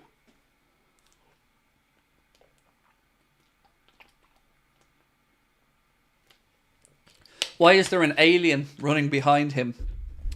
He's called Nulon. Okay, I'll give you the story. So, to us, we call him Nulon Voider. He's our pet alien. He came about when we won the league. In that season, when COVID struck and you had Karen Brady, AFTV and loads of other people calling for the season to be null and voided because they knew Liverpool were going to win the league. We decided, as a fuck you to all of them, that we needed a little symbol. And null and void, who was also known at that time as Howard the Dancing Alien, was our way of sticking two fingers up to all of those people. And everybody seemed to really like him. And over the last few years, every time we score, Nulon comes out and we celebrate with him. So that's kind of the story. It's a bit of a weird one, but it's one of the things I love about our channel. It just became a thing. And yeah, that's the story, mate. That's it's yeah, that's where we're at, sorry. So yes, he's our FU to those people who wanted the league null and voided out of nothing other than not wanting us to win the league. Craig, will you be doing the live stream for the Champions League draw? I think so, yeah. Myself and Connor were only talking about this earlier on, mate, and definitely think we are likely to do something there, yeah. Sorry, I'm trying to figure something at the back end here. Yeah, I would say I'll be doing a live stream for that, mate, on Thursday. And by the way, who doesn't love a dancing alien? Do you know what I mean? Do I have him in this scene? I don't think I do. Do I? No. Yeah, I used to have another. There's another version of him where he walks on the screen, an older version, but I don't have it in this scene. Karen Brady, yes, the former or still part owner of Newcastle, or not Newcastle, West Ham. Yeah, there was a lot of people at the time who wanted the league null and voided, and it was out of self-serving interests, and we wanted to just basically laugh at them all, and Nulon was our way of doing that. What's this? 1 second. So this just coming in from Elliot Jackson says Blackburn Rovers are in advanced talks to sign Owen Beck on loan for the season. Again, we've got a good relationship with Blackburn. Elliot went there. I think Morton went there as well. And I would imagine Owen Beck would be treated very well there again. So him going out on loan to get experience, let's see what happens. There's always a Karen. Oh, there's always a Karen, Dave. Yeah. Do you know what, though? That was so petty, all of that. Because we were walking away with the league. Like, I think we were 20-odd points clear when COVID struck. And there was no doubt we were going to win that league title. And all of them bitter, twisted arseholes that wanted us not to win it just because they couldn't see us being happy after 30 years. It really wound me up at the time, and I needed something to vent and get it out there, and Nulon was that guy. So, no Nulon, no party. That's the way we look at it.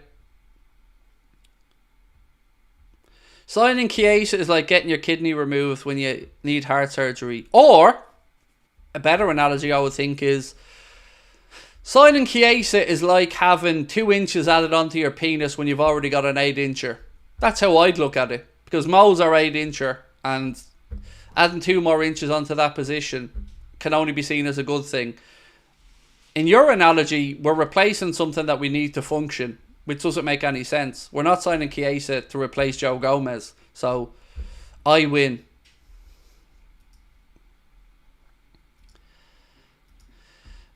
Sean the Sloth, how are you, mate? Very cool account name, very cool animal, good choice. Said, I'm new to the channel. Have we finally got the green light going now? I'm also trying to build my own channel for mental health. Much love.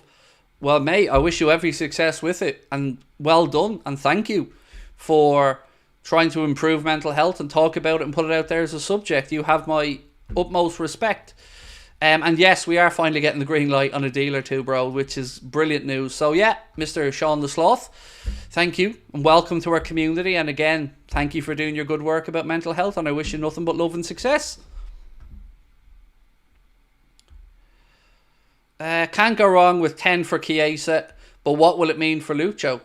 Nothing, because he'll be in to compete with Mohamed Salah on the right hand side. That's, you know, if you take one thing from tonight, that. He's not coming in to compete with Cody and Lucho on the left. He's most likely coming in to compete or to be an alternative to Mohamed Salah on the right. I say compete, nobody's competing with Mo, but you get what I mean. Just heard he'll wait for Barca. Did you? Cool. And did he hear that Barcelona haven't got a pot to piss in? Did he hear that Barcelona probably won't be able to sign him? Did you hear that Barcelona can't register Dani Olmo, who they've already signed? So he'll be fucking waiting a long time. He'll be waiting for Barcelona as long as we've been waiting for a defensive midfielder. So, yeah, you can carry on waiting. But I would take Fabrizio Romano's view of him wanting to come to Liverpool over I heard something from somebody I don't know. So, you know, but that's just me.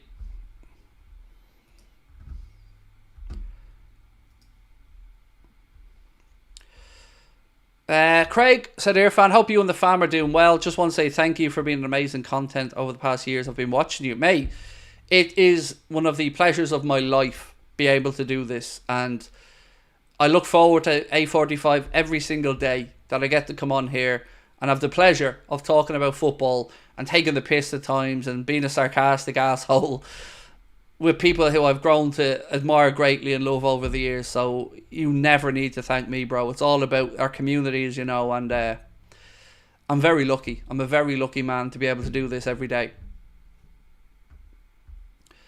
By the way, did I hear about a new Champions League song? Because apparently new format, new song, and how bleeding dare they? The Champions is absolutely iconic. How can they change the song? The Champions League anthem is one of the most awe-inspiring, sexy-ass pieces of music that makes the hair on the back of your neck stand up and you just are transported to those big moments. It's iconic. Dicking about with it again. That is an amazing bit of music. They've just basically added a flute. Fair. Yeah, fair. I could also have given you the answer of that's what she said. But yeah, I mean, I haven't heard it yet, but the old one is amazing. The Europa League song is better than the Champions League song. The best Europa League song is the one from TNT Sport, the Thursday nights are Europa nights. That is real catchy. And the season we were in the Europa League, I found myself singing that song quite a bit. Maybe that is the song you're on about, actually. I don't know. But yeah, that's quite a catchy song. Do I have an email address? Yeah. If you're ever looking to get in contact with us on the channel, contact@AnfieldAgenda.com. If it's just personal stuff, any business related stuff, partnerships at AnfieldAgenda.com. But if you're looking to reach me for anything and it's about the channel, the content, or anything like that, contact@AnfieldAgenda.com.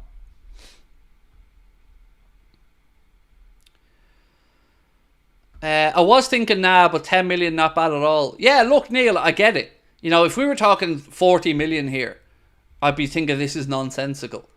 But as you've said, mate, for 10 million or 12 million quid, it's a good deal and it's worth the risk.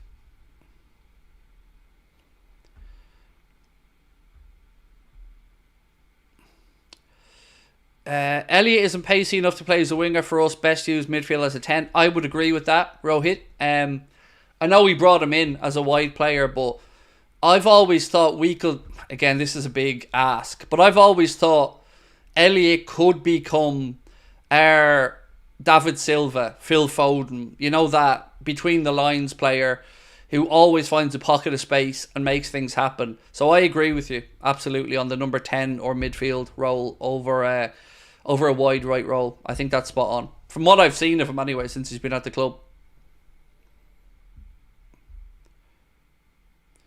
On TalkSport saying, is there too much support for Liverpool? Huh? I don't even know what to say to that. Yeah, I don't know how to respond to that. Is there too much support for Liverpool?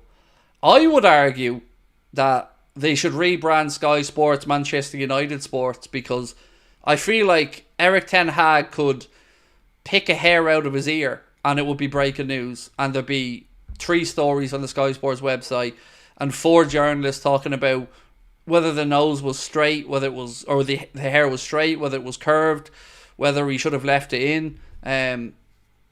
Yeah, I don't know. Honestly, anytime United do that, I feel like there is a never-ending amount of content on Sky about it. Anything. Like, Ten Hag arrived, and do you remember when he signed? There was this I am God stance with the stadium behind him, looking like Super Lasso. It was weird. Maybe that goes all the way back to Murdoch trying to buy United when he was owning Sky. I don't know, but then again, look, I know United fans who will say that Sky are very Liverpool biased, and I certainly don't see it that way.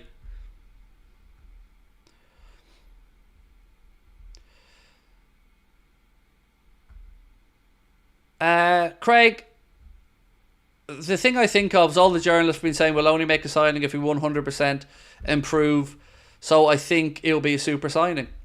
I think it's just one of those signings that makes sense. Again, I want to give credit to, I think it's Barry, who's the guy on Twitter. One sec. So, at Backseatsman LFC put up a pretty good post that I think makes a lot of sense. Said Chiesa being the 2024 equivalent of buying Shaqiri in 2018 is very appealing in fairness. Not that much difference in the fees either, if rumours are to be believed. Couple of sessions with Ruben Peters to fix the fitness issues, and I'm all in. I think that's a great post. Don't know the gentleman in question, but I think he's nailed it there. It's spot on and worth the risk. My nose is so itchy. Does that mean I'm going to have a fight with somebody? Right, let's check in on the poll though. It's 87% now with 3,600 votes. We asked, should Liverpool sign Chiesa for 10 million quid? We'll leave it run until the end of the stream. Let's see if we can get up to 5,000 votes. Again, if you are new in, do hit that subscribe button. Drop a like on the stream. We're heading towards 2,000 likes, which is amazing. I wish we kept Shaqiri. Do you know what? I know I'm in the minority on this. I was never really overly hyped about having Shaqiri at Liverpool. I will say I was very much a case of, I can understand it, but I was never really a lover of the idea of it. We going to sign a centre-back though? I hope so, Adam. You know, there's lots and lots of talk today, like we've warned for the last few weeks, about Joe Gomez departing. And Palace seem to be up in their interest off the back of maybe selling Mark Gay, and certainly having sold Anderson to Fulham. The only thing I don't know the answer to is, well, there's 2 questions I don't know the answer to. If Joe goes, are we nailed on bona fide 100% going to sign a replacement? And secondly, who is that replacement? They're 2 questions right now I don't know the answers to. I would assume we wouldn't be stupid enough to sell Joe Gomez and go into the season with Kanade, Van Dijk, Kwanzaa, and a backup who's not good enough of Nat Phillips. That would be madness, and I think would drive even more ire, frustration and anger towards the owners. And I think it would be justified as well.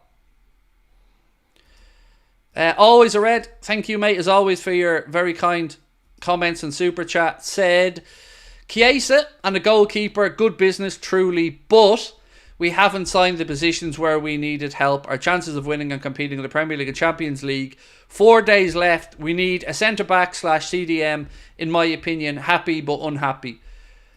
My friend, you've summarised my feelings perfectly. I couldn't have put that any better myself. You're right. I agree with every single word you've written. Yes, they're both good signings on the face of it and their own value. And no, it hasn't improved and fixed the situations that we've needed fixing throughout this entire window. I'm right there with you, bro. And I think most people are as well. Jordan. I was speaking about this earlier on with David Lynch as well. Jordan said, I never understand leaving it this late. Any replacement costs about 25% more than the market value if Gomez leaves. Yes. And I would imagine that we know this and have to factor this in. With regards to leaving it so late in the window, it always amazes me how late some business gets done. When you've got a window that's open for 10 odd weeks, 11 weeks, and you see all this scrambling around in the last 4 or 5 days, it is mental. You might as well just make the window a month long and be done with it and stop dragging it out all summer. But for whatever reason, whether it's desperation, brinksmanship, there is a lot of business done very late in windows.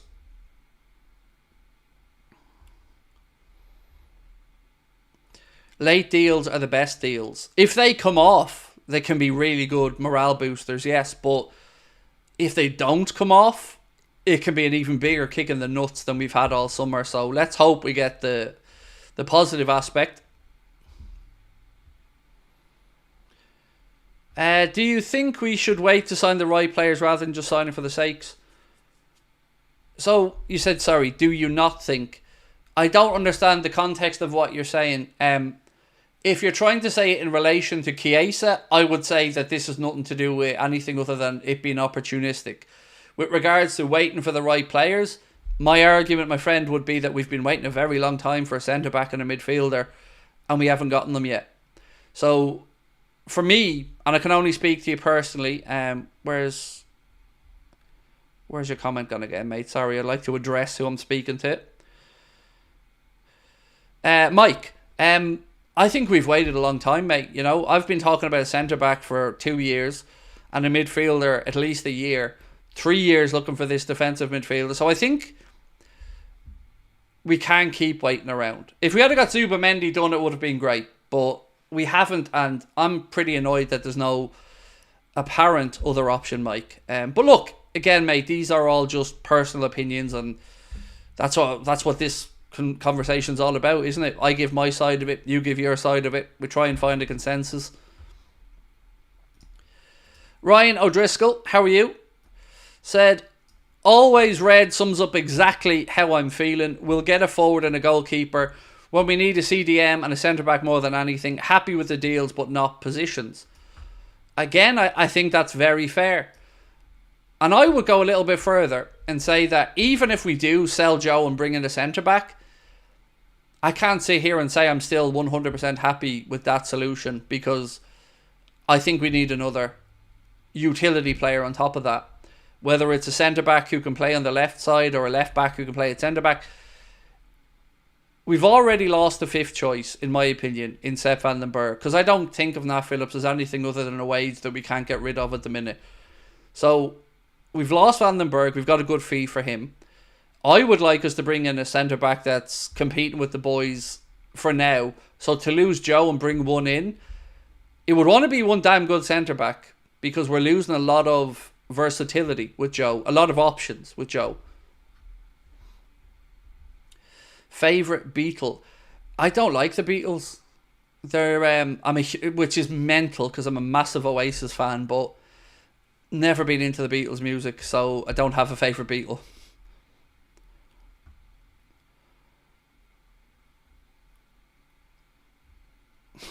Connor says Volkswagen. There you go. I mean, the correct answer is Beetlejuice, Connor. Obviously, that's the correct answer. Favourite Oasis song? So it should probably be Champagne Supernova, because I think that is probably their best song. But I Hope I Think I Know is one that always struck a chord with me on a personal level. So yeah, I would say I Hope I Think I Know, but that's just because for me, at a time of my life, that song meant something. But Champagne Supernova is the one where if I was a 17-year-old stoned teenager lying in the field looking up at the sky, that's what would be playing on the stereo beside me and my mates.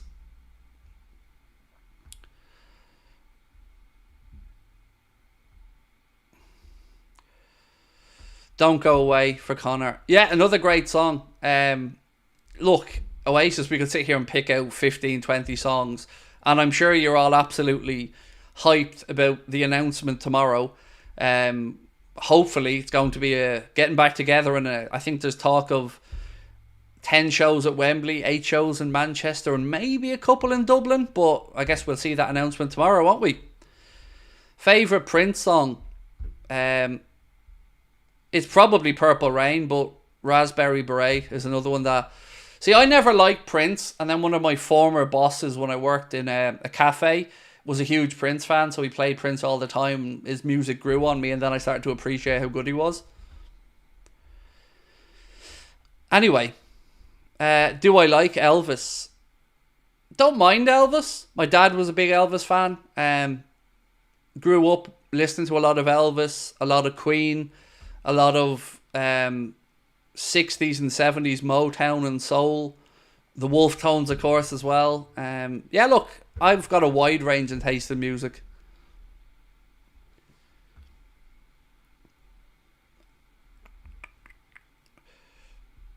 Croke Park, 16th and 18th of August. I'd seen that, Stephen. I don't know. Do you know what, Stephen, mate? I don't know whether I'm going to try and go. I've been to see Oasis 5 times. 3 nights in a row at the Old Point Depot. Park Equive with Prodigy. I think it was 96. I've seen them at the Aviva at the old Lansdowne Road. And that was in their best. I've seen them at their best, in their prime, at their peak. I don't know if I'm going to feel like the gig doesn't live up to my memories if I go to one of the newer shows. So I'm still undecided what to do. Chiesa reminds me of Isak a little bit. Look, I think Chiesa will be just a good piece of business at the right price.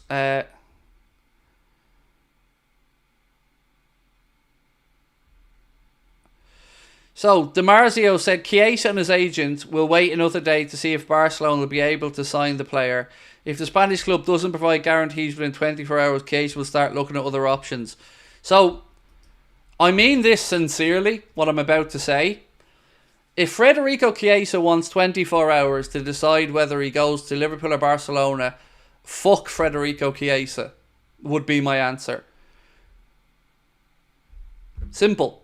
I'd like him, but you don't get to tell us to wait to see if another club who are not in a very good place, who are very unlikely to win major honours anytime soon, and who will lie to you non-stop about what they're going to try to do to bring you in. If that's the case, then go fuck yourself, is my answer. You don't need to get convinced to join Liverpool Football Club. And that is very much at odds with what Romano said earlier on. And ironically, if you know anything about the content world and DiMarzio and the background of Romano, that's two contrasting things from two very close people. So, I don't know what to make of that. Other than if I'm Liverpool, I'm telling them, stick it. We don't need him that badly, and no one should need convincing to come to Liverpool. Honestly, that's how I'd feel about it. If I was Liverpool right now, hearing or reading that, be 2 fingers up to him and tell him off you pop. Enjoy rotting in the reserves or not getting a move to Barcelona. Have I interviewed former players? Ronnie Whelan. No, I've never interviewed any of the former players for this channel. I did interview and do a little bit with some of them previously, like Vladimir Smeater, Luis Garcia, Jubal Cisse and Didi Hamann. The one player I'd love to interview is John Aldridge, the one former player. Sign one player to Liverpool, no fee, who would it be? Oh, good question.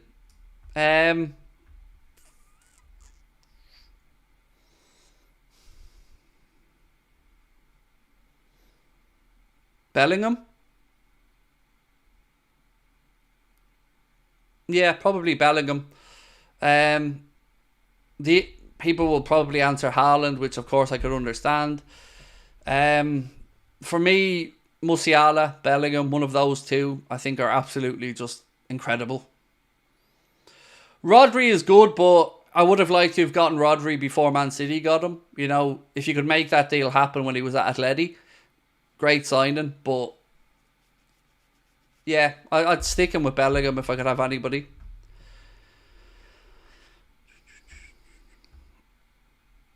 Yeah, Justin, we were speaking about that earlier on. According to the latest reports, Juventus outcast Federico Chiesa will want one more day. Again, I can only speak for my opinion on this. If that was communicated to me as Liverpool, I would tell them, you've just lost one of your options, mate.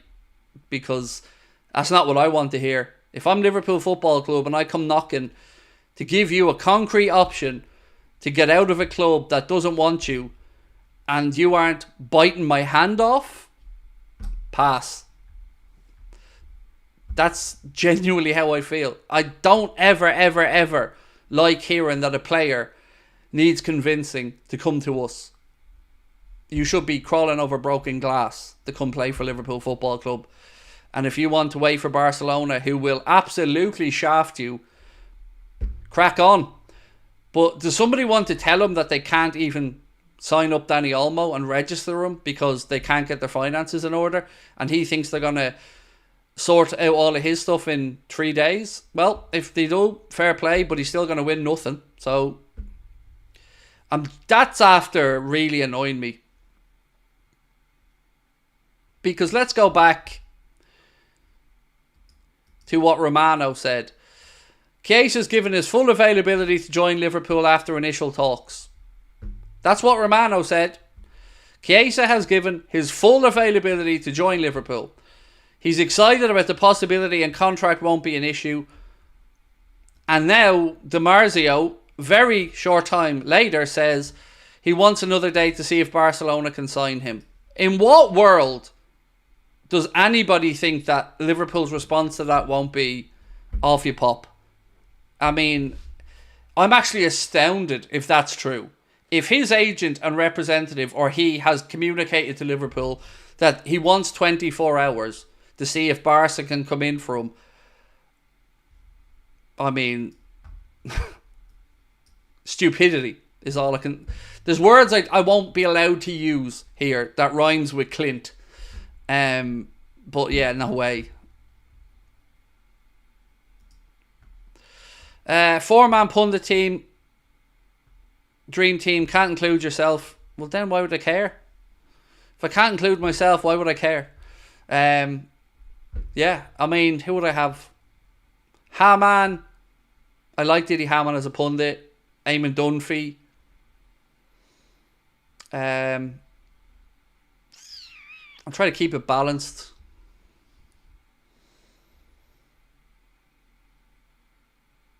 Graham Hunter. James Richardson, maybe? Clint, yes. Stick the L and the I together and you get closer to where I'm going from.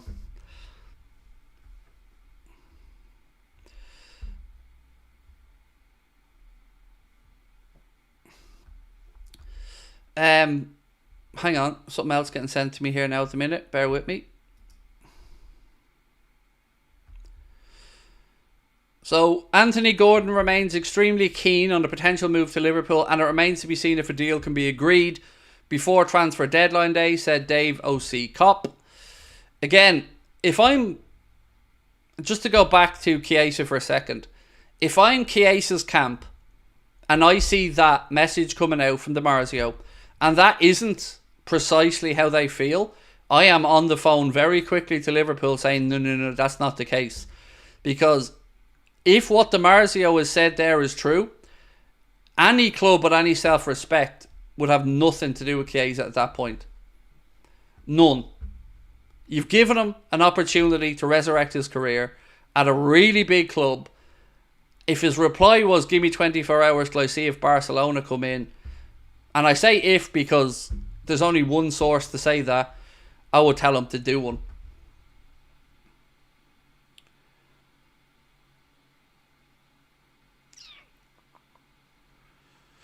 So, Mark Gay's future set to be resolved over the next 24-48 hours as a deal between Crystal Palace and Newcastle inches a bit closer. Yeah, that's kind of where we're at.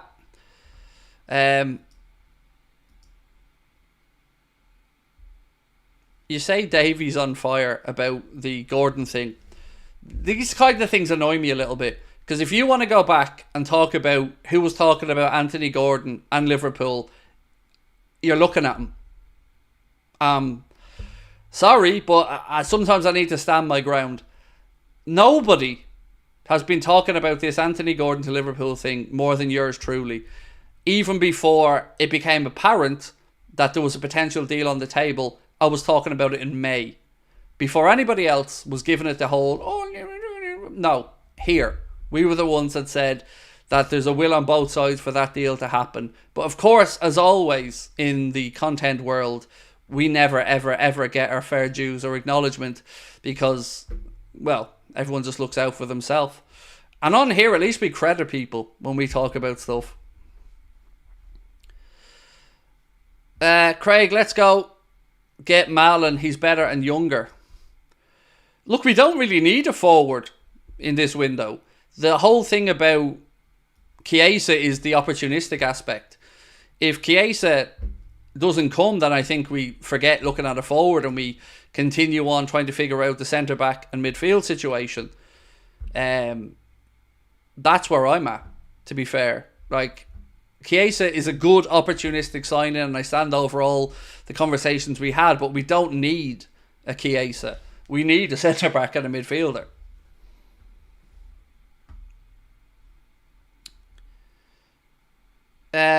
Geertruida would be a good signing. Look, he's versatile, like Joe Gomez. You would imagine if Arne Slot wanted Geertruida, we would have been talking about this before now, as he's somebody he would know only too well, of course. I think, is it Biglow, the goalkeeper? Isn't he off to Bournemouth or somewhere now? The goalkeeper who, I've never seen a goalkeeper with a worse injury track record than Justin Biglow or Bijlow. I don't know how you pronounce it. His injury track record is absolutely ridiculous for a goalkeeper. Have a look at it when you get a chance. It's mental.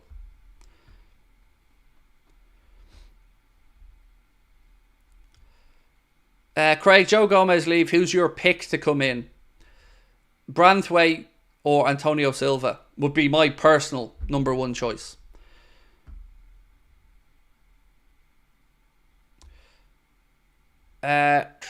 Right, let me get this one up. That's what she said. Ryan O'Driscoll said centre-back and CDM Chiesa/Gordon would be a bonus. Yes, centre-back and CDM, and I don't do what you want after that. Like, bring in a forward if you want, I don't mind. But we can't go through this window and not sort both or at least one of those two main positions.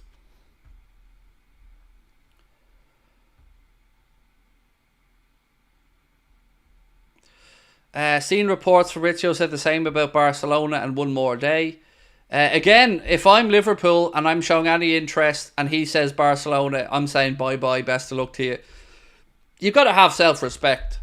And if you're talking to a player and you're concrete in your interest and you know you can make the deal happen and he's saying to you, I want to see what Barca do, I'm walking away straight away and not even picking up the phone if he tries to get in contact. I would see that as a massive slap in the face and a massive act of stupidity from somebody who very, very much needs a move, or he's going to be doing nothing for a year. So, look, let's wait and see. But again, I'd be amazed if that was what was communicated. I would, because it seems very anti-intuitive. Connor just said to me, Romano absolutely never said the Barca thing. So whoever said that was wrong. But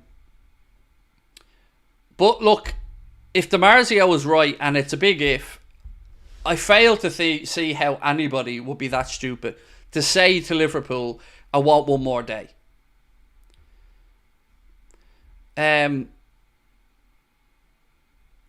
Benedict, I appreciate your kind words, mate, but thank you for your respect, but I don't want you to be timed out by our mods for posting the same comment over and over again, as nice as it is, mate. Thank you. We're being told Gordon wants to join. As again, I've been talking about Anthony Gordon wanting to come to Liverpool since May, and got a lot of grief for it as always, but I've always been honest and said, I know Liverpool like Gordon, I know Gordon likes Liverpool, I know we'd want to make the deal happen, I just don't know when and if it does happen. And I stand over all of that, and I've been proved to be right again on it. Again, I get laughed at sometimes, but I can only tell you what I hear and what I know. And I knew that Liverpool and Gordon were flirting with each other, but I don't know if it gets done or not. I've no idea. Somebody asked for the email address. Again, it's contact@AnfieldAgenda.com.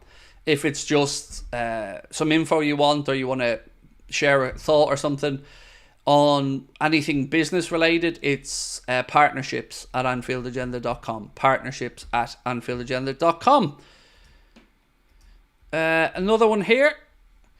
Can we get Yildiz from Juventus next season? Oh, I don't think they'd sell him, would they? He looks like a very good young talent. Haven't really watched too much of Serie A, but I remember watching a little bit about him a while ago, and he looks like a very good player.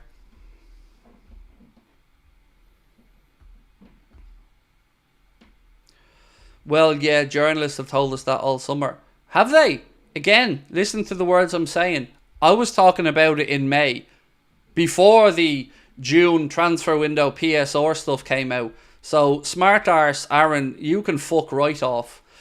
Again, I've been saying it since May. Not when the journos all jumped on board, when it became very obvious that Liverpool were trying to do a deal. I was saying it before any of this stuff came around and anybody had written about it and got mocked for it relentlessly. So, why am I taking this shit for something and not the credit? This baffles me. Zubamendi doesn't sign for Liverpool. Somehow I'm a fault on social media for singing a song. I tell you about deals like Fabio Carvalho before anybody else, Canade before anybody else, and many others, and never get a damn ounce of credit.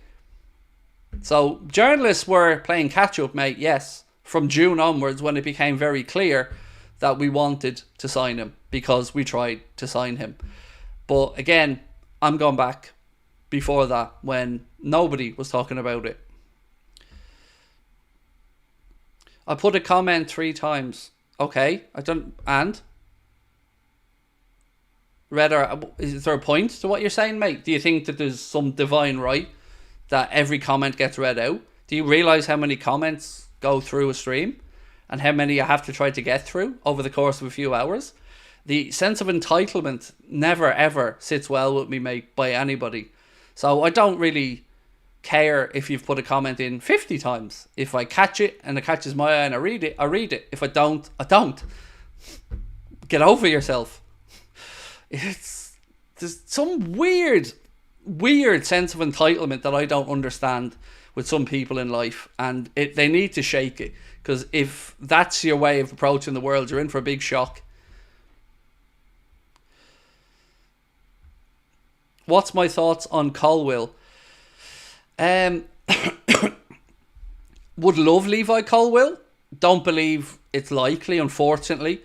Even last summer, before he signed the new deal with Chelsea, I think he'd be a really good addition for us. I can understand some people who feel a bit that he hasn't kicked on enough. I think there's a fair conversation to be had there. I like him though, personally. I just don't see it being possible. But I do think that I would have him, yes.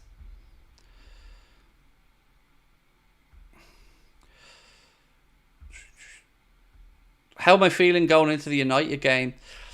I'm cautiously optimistically, because they're not very good.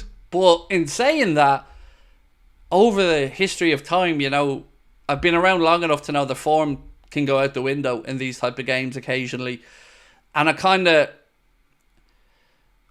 was a bit too cocky last season when we played United, and I still can't believe we didn't beat them once.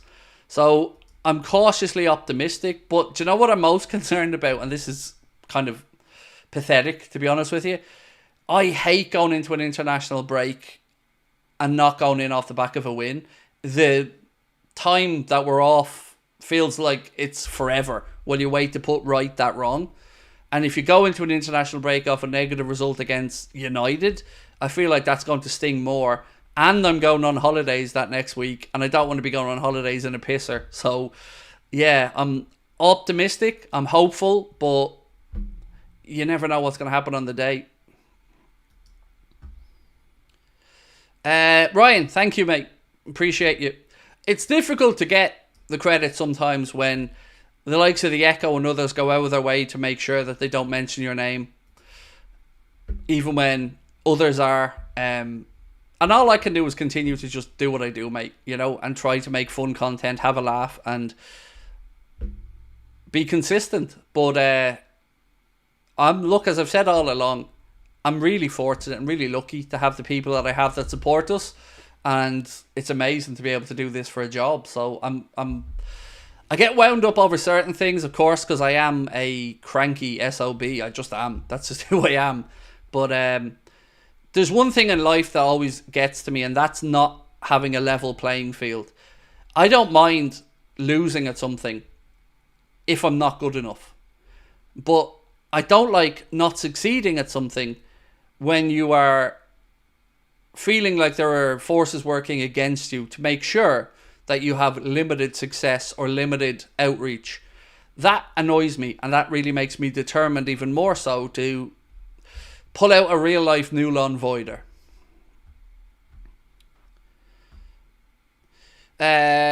Chris said Anfield Agenda and Adidas. Oh, that's just something I did to trial. We got a few t-shirts and a few hoodies made up just to see what they look like. And I love them, but we couldn't sell them. They'd be just too dear. Thoughts on Simican? So, Addy, I don't know all that much about Mo Simican because I haven't really watched enough of him playing for Leipzig. I can say to you that he's certainly been somebody who's been mentioned as somebody Liverpool have looked at. Now, looked at could be we've looked at 200 defenders. So I wish I could give you some more concrete stuff, mate, but I've not watched enough of him to know. Look, I can't believe we've been on for 2 hours, 15 minutes already, but I'm going to say goodnight. And what I will do is record a recap video in the next few minutes that takes you through everything over the last few hours, so you don't have to go back through a 2 hour stream for it. Give me about 20 minutes and that should be up live on the channel. Thank you so much to everyone who's come in tonight, commented, super chatted, liked, subscribed, all the usual stuff. Mr. Slot should start Darwin against United. I would respectfully, my friend, disagree. I don't think he deserves to start against United. I think Jota deserves to keep his place, but I wouldn't mind seeing Darwin come off the bench and make a big difference. And what a way that would be to re-announce himself to the Liverpool fans. Look, I'm going to go record this video. Much love to you all. I will be back tomorrow at 8:45 again. Until then, thank you so much. Much love.